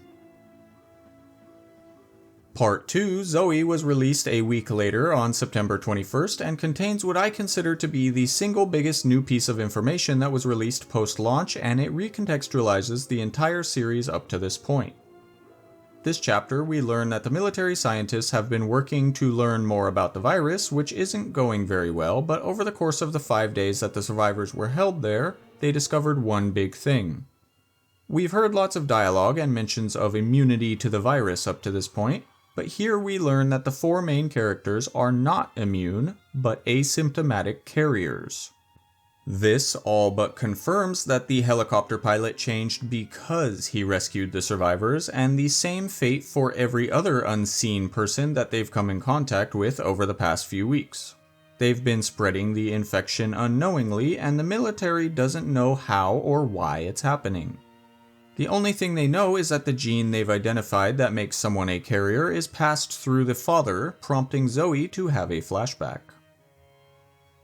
Her parents are divorced, sharing custody, and arguing about it when the infection came knocking. Literally. A zombie managed to break in and tear her mom up pretty bad before Dad was able to step in and take care of it.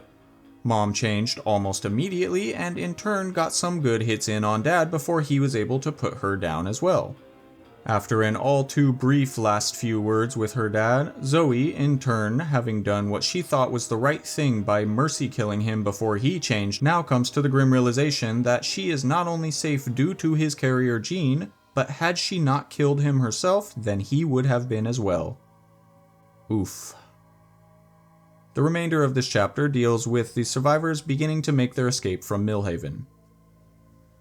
Part 3, Francis, released the following week on September 28th and jumped straight into Francis's flashback. He was a criminal, constantly running into trouble, and the infection sprouting up was his ticket toward living the way that he wanted, fast and loose with no consequences.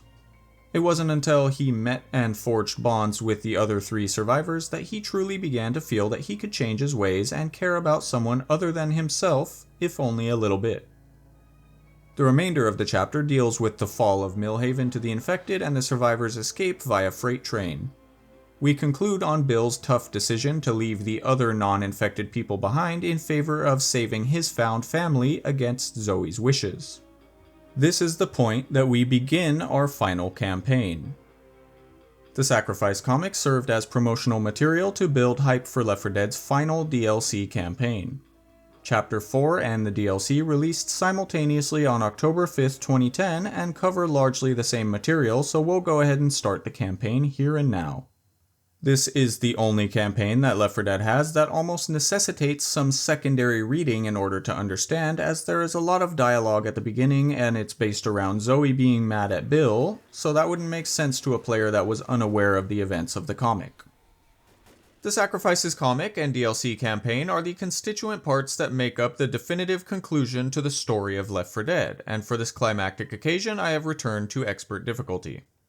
I've also gone ahead and queued up a full online lobby for this one. I figured I should show at least one campaign with a full team of human players, and if I were to do that, then which better than this one? Believe me when I say I also needed that additional help because this campaign is damn hard. These kind folks that I ended up catching footage with are some randoms that happened to join into the lobby I was hosting, and believe me again when I say it was no small feat to actually find a group that was both willing to stick around the whole time as well as capable of taking on this task.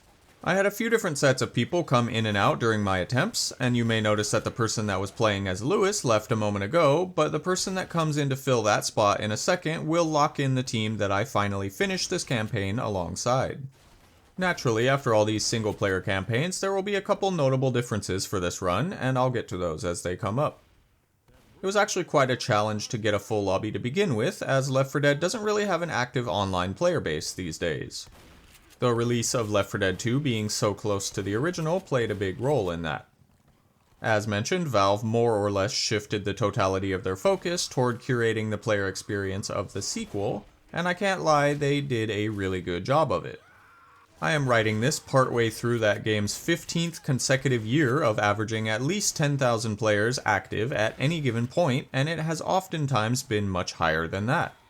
In December of 2013, Valve gave away the game for free as a Christmas promotion, and at that point it saw its highest peak of concurrent players coming in at over 160,000 people on Steam. There were also several free weekends over the years that spiked and renewed player interest in the title. These days, it's still not uncommon to boot up the game and see somewhere in the neighborhood of 20,000 people playing at any given time. I want it to be clear, I am indeed talking about the sequel, Left 4 Dead 2, not the original. Left 4 Dead has not gotten nearly as much love over the years, both from Valve and from the players who would generally rather play a game that has a more active player base. In contrast, this game rarely makes it over 1,000 people playing during peak hours, and oftentimes that will be during or shortly after there was a Steam sale, because Valve's older games usually go on sale for 90% off during those events. Boot up Left 4 Dead at any random point and you will likely see somewhere in the neighborhood of 500 people playing. Assume that a fair amount are going to be bots or otherwise AFK on the main menu, and another significant portion are playing on single player or in closed lobbies, and suddenly the pool to find an online match becomes incredibly small. In short, let's just say I count myself incredibly lucky to have this footage. That's not to say that it came easy once I finally did have a full team of 4 though. Oh yeah, we've reached the point in the video where I finally get to complain that this crescendo event coming up here is the point that I got the most stuck that I have ever been in this game. I played up to this point legitimately well over 100 honest attempts over the course of weeks, ramming my head against this section, trying everything to push past it, and several dozen more that I started up anyway despite knowing that they were going to be doomed from the beginning. What you'll be seeing here is the attempt where finally, all of the disparate pieces and the mercy of the RNG lined up to have everything go exactly the way that it needed to go. This is the train tank. This is the only scripted instance of a tank encounter in the game, and it is a real test of skill. The lore here is that the military was transporting a bunch of infected people via train, and one of them transformed into a tank while locked inside. The train derailed, and now the only way for us to pass through this area is to open up the train car that this son of a bitch is trapped in. Doing this, of course, engages the battle with him, but it also simultaneously summons a horde because of the loud squeaky door, or whatever. A big reason this crescendo is so finicky is because once again we've been trapped inside what is essentially a cage via dropping down into this fenced off area with no way back up from where we came. The developers have grown wise to the player's bullshit by this point, and now all players must have dropped past the point of no return, otherwise the crescendo cannot be activated. This area is not very spacious to begin with, but there's lots of obstacles down here that can really gum up the whole operation.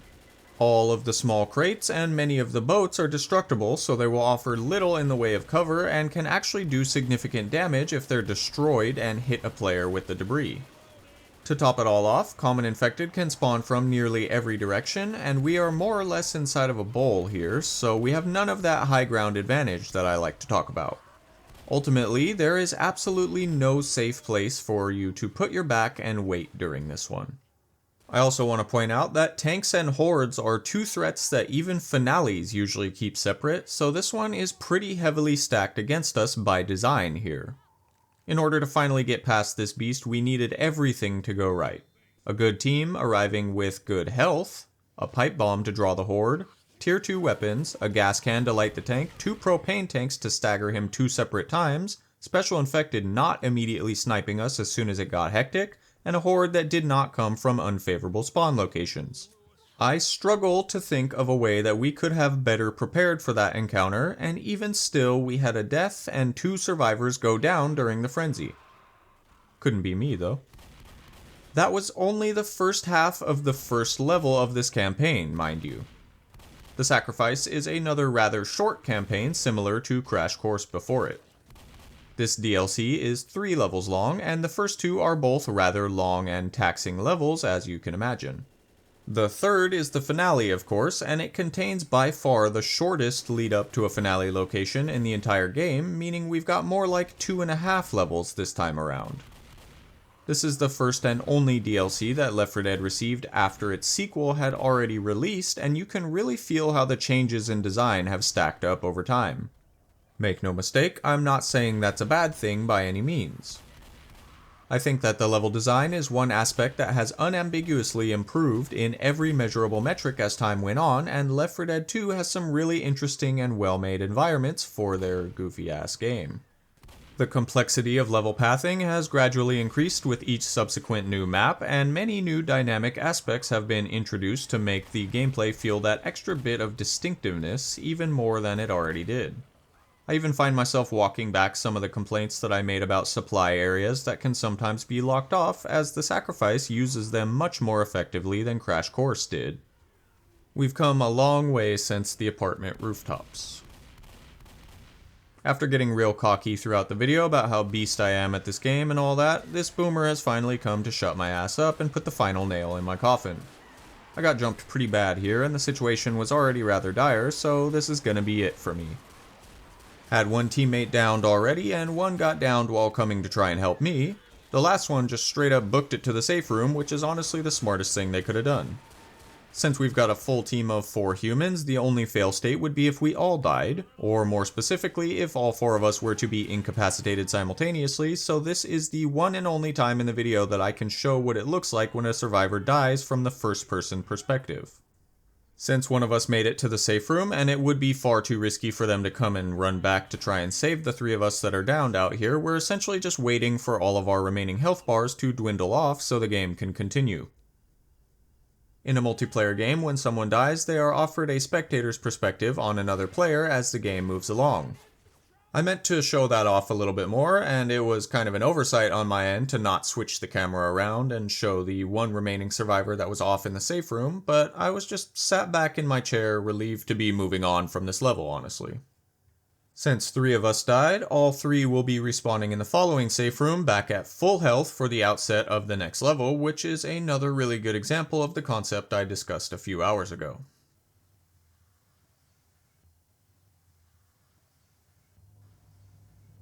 William Overbeck has been around the block a few times. He's seen a lot of things and lived a lot of life. As it turns out, that doesn't always lead to a favorable result, though.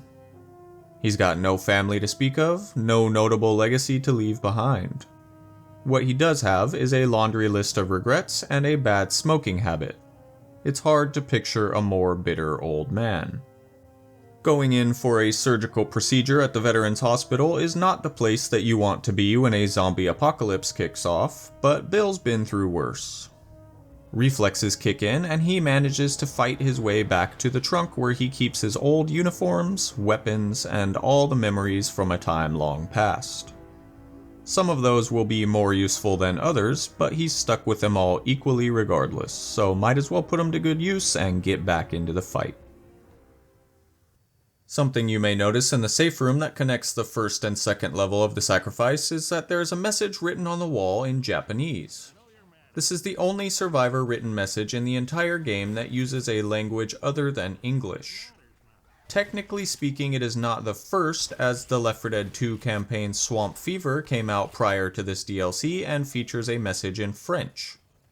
Much later, the sequel came out with a DLC campaign for The Last Stand, which was originally only featured in survival mode in this game, and that campaign too had some scattered Japanese. When viewed through the lens of the original without that additional context, this is the only instance. So that's a rather cumbersome way of calling attention to something that's ultimately not that special, but the reason I do so is to transition into my next topic. Firstly, this wall message has the possibility of prompting a rather interesting interaction between Francis and Lewis at the beginning of the second level. Take a listen. What the hell does this mean? Let me see. Taki, I love you, goodbye. Whoa, how'd you do that? I interned in Tokyo. Bullshit. Say Bill's an idiot in Japanese. Bill-san, baka desu. Nice. Francis, baka desu yo. This is not only another nice bit of characterization for the character of Lewis, but it is also a nod to his voice actor's real-life interest in Japan. Apparently, it was known by staff that Earl Alexander, the voice of Lewis, was intending on learning Japanese in hopes of moving to Japan in the future, so Lewis's character having that background was likely included as a reference to that.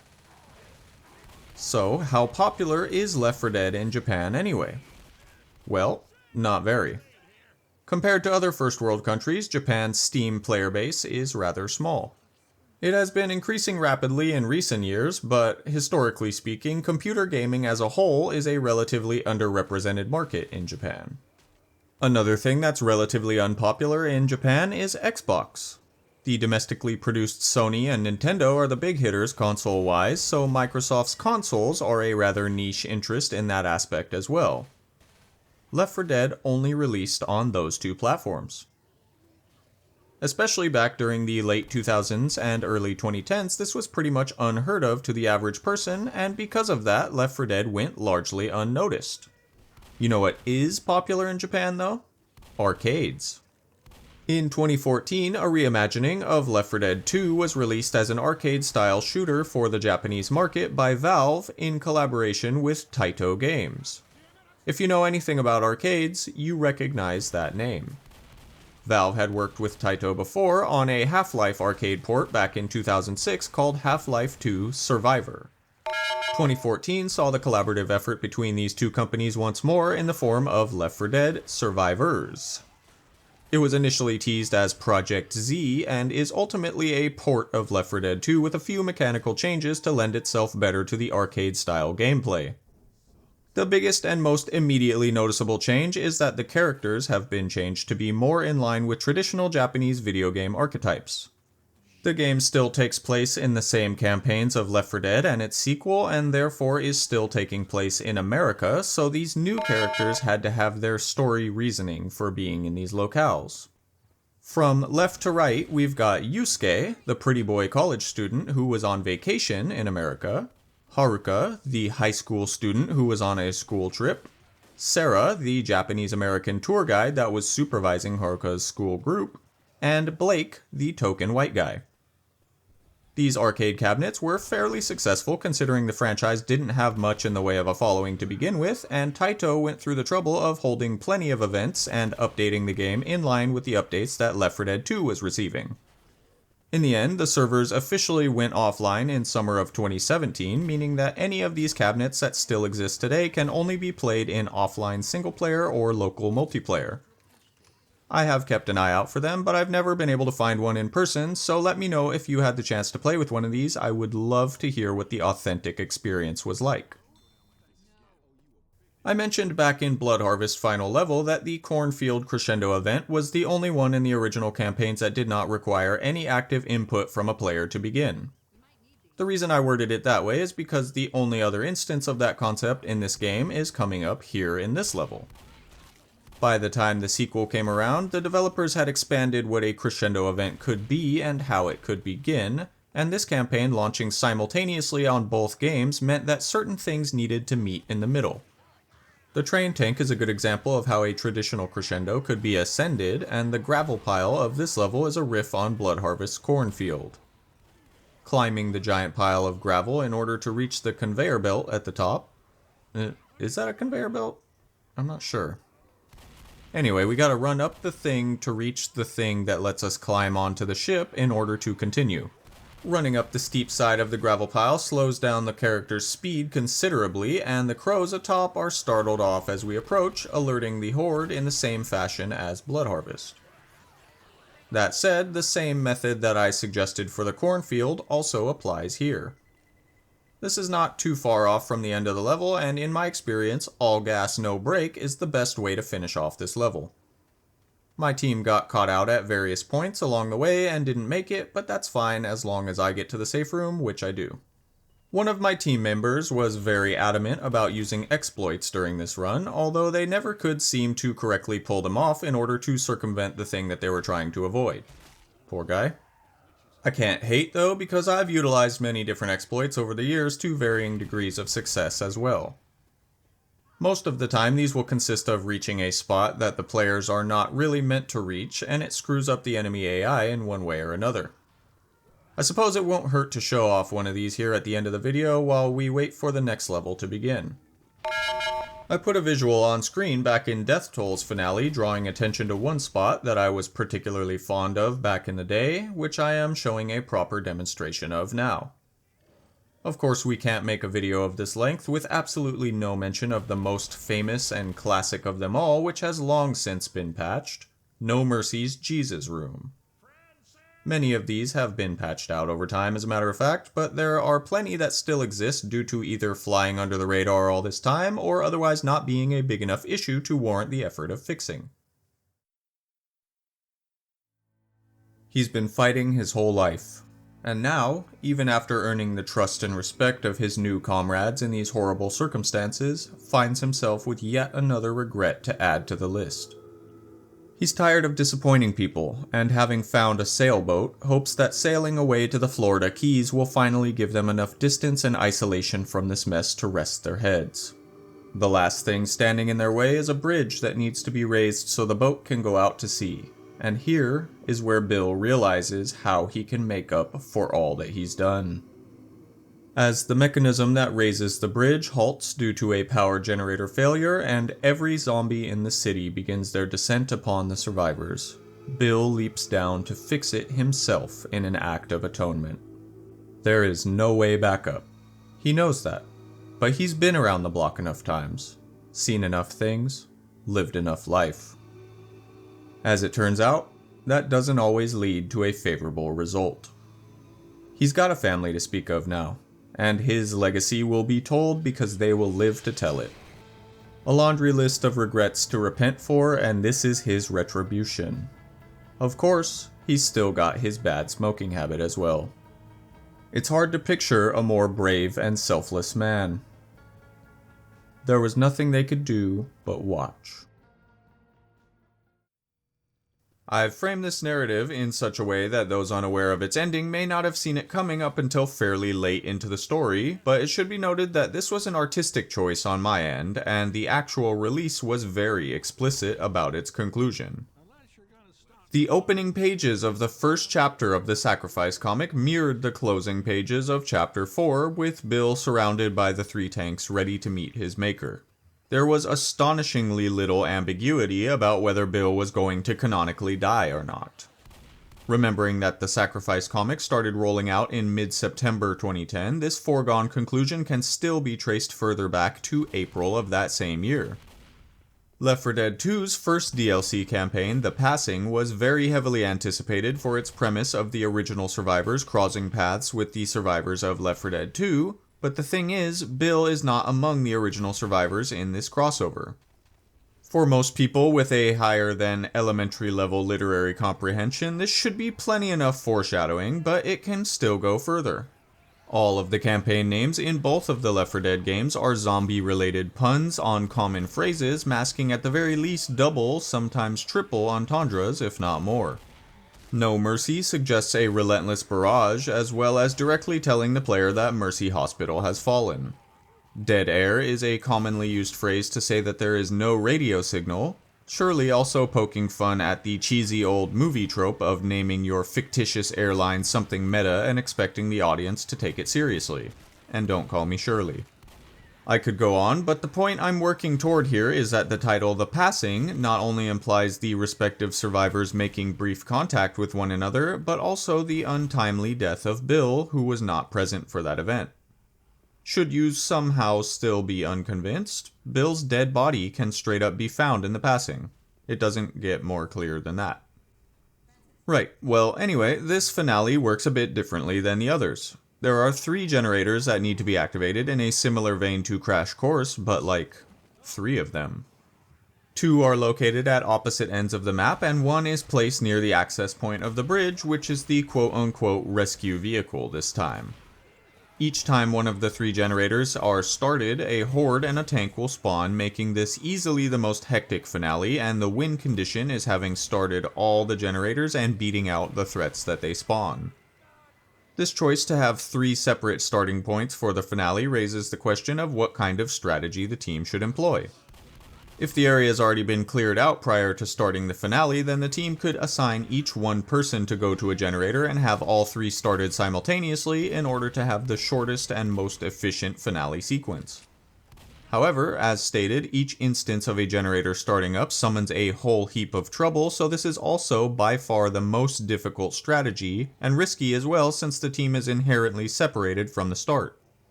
This is fucking genius in my eyes because it keeps with the theme of teamwork and playing it safe being the path of least resistance, and subtly discourages and punishes the teams separating to act individually, but most importantly, it still offers that choice for the most skilled players without any pressure to make this highly risky strategy feel mandatory. The final big difference with this finale is that it's the only one that absolutely necessitates at least 2 survivors making it to the end. This is because after boarding the bridge, somebody will need to jump off and restart the generator, i.e. sacrifice themselves, and if they were the only player to make it up there to begin with, then that would not make any sense. If at any point there's only 1 player remaining, then the finale will automatically end, making this the only instance of this unique fail state in the game. Well, here we are, Bill's sacrifice. When playing this campaign in actual gameplay, it does not need to be Bill that jumps off to make the sacrifice, but the player that's using him usually volunteers, as I have done here. Upon restarting the generator, the horde descends upon our hero and the screen fades to black, bringing the bittersweet story of Left 4 Dead to an abrupt close. Because we absolutely must have somebody sacrifice themselves for this finale to finish, this is the only time that the message "the survivors have escaped" cannot and will not be shown at the end. The final page of the Sacrifice comic shows our 3 survivors approaching their new island home at the dawn of a new day. This time, the sunrise radiating brightly and casting off the darkness behind them is shown as a genuine indicator that their troubles are in the past. I've made an awful big and dramatic deal about a fictional character dying in this game that I like, but I would be incredibly tasteless and absolutely remiss to not speak on the man that brought that character to life to begin with. Jim French, the voice of Bill, passed away from old age and health complications back in December of 2017 at the age of 89, and he is the reason that the character of Bill was able to resonate with so many people. His distinct and spirited performance elevated this character to legendary status in the hearts of many. In his work as a voice actor, he held a criminally small number of video game roles relative to his level of talent, but he was able to cultivate that talent over his 7 decades as a career radio presenter. Long before his work with Valve, he was captivating people with the use of his voice, and it is through those expertly delivered lines that he will live on forever. I had a good run. I wouldn't have changed a thing. Well, everybody, that's Left 4 Dead. If you are one of the people that came for the game-related stuff exclusively, then this is where the video ends for you. Thank you for watching, friend. In keeping consistency with my previous videos, I'll roll the game's credits and speak a bit of my own personal thoughts as the outro. Oh, real quick, before we get too deep, there is a weird bug in the PC version of the game that has never been fixed where starting the credits plops the characters in an empty black map and the credits actually never even start. As I understand it, it's due to some source engine fuckery that screws it up, and it can only be remedied by loading up this weird void map and then calling to vote the restart of the campaign, then the credits will roll as scripted. Hey, look at that. The folks that left early missed out on one final bit of commentary. Anyway, I love this game to my core, and I would love to keep talking about it, and believe me, there's still so much more that I could go on about that I seriously considered fracturing the structure of this video to give myself more time to do so.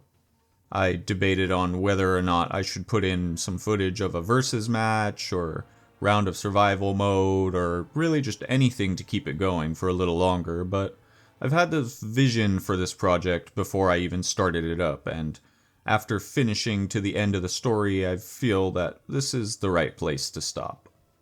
Despite my admittedly self-imposed constraints, I feel like I was able to space it to where I got most of what I wanted to talk about without it feeling too crunched for time. Ultimately, this video is pretty much the same as my previous ones, conceptually. You know, the heart of it all is the same concept.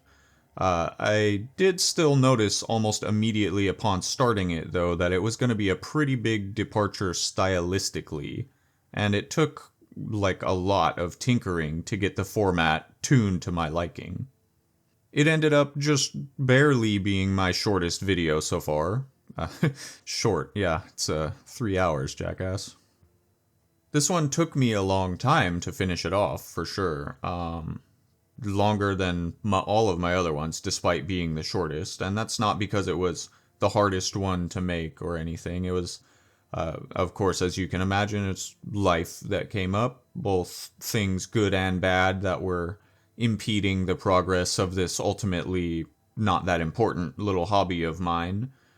You just had to put it on the back burner for quite some time. Ultimately, I ended up, once I sat down and decided I was gonna finish it, it's time to just jam it out, then it didn't take all that long, so I don't know, I'm getting more comfortable with this, finding my niche. Got a new computer, a new mic, whole new setup, everything, so if you notice a distinct difference in quality on the visual and audio end of that, then that's why. I'm going to keep these rolling out. I've got a few more things ready to go. I'm pretty much immediately going to start on my next one. I don't know how much longer this next project's going to take. It's going to be another whole huge departure away from my established formula or whatever, so we'll see. But yeah, once again, if you watched this and you took time out of your life to invest into the little passion project that I put out into the world, even though, you know, there's hundreds, especially for Left 4 Dead, there's hundreds of other instances of people doing this same thing on a larger scale. I just want to just thank you. Just thanks for checking it out. I appreciate that, and hope to see you around on the next one.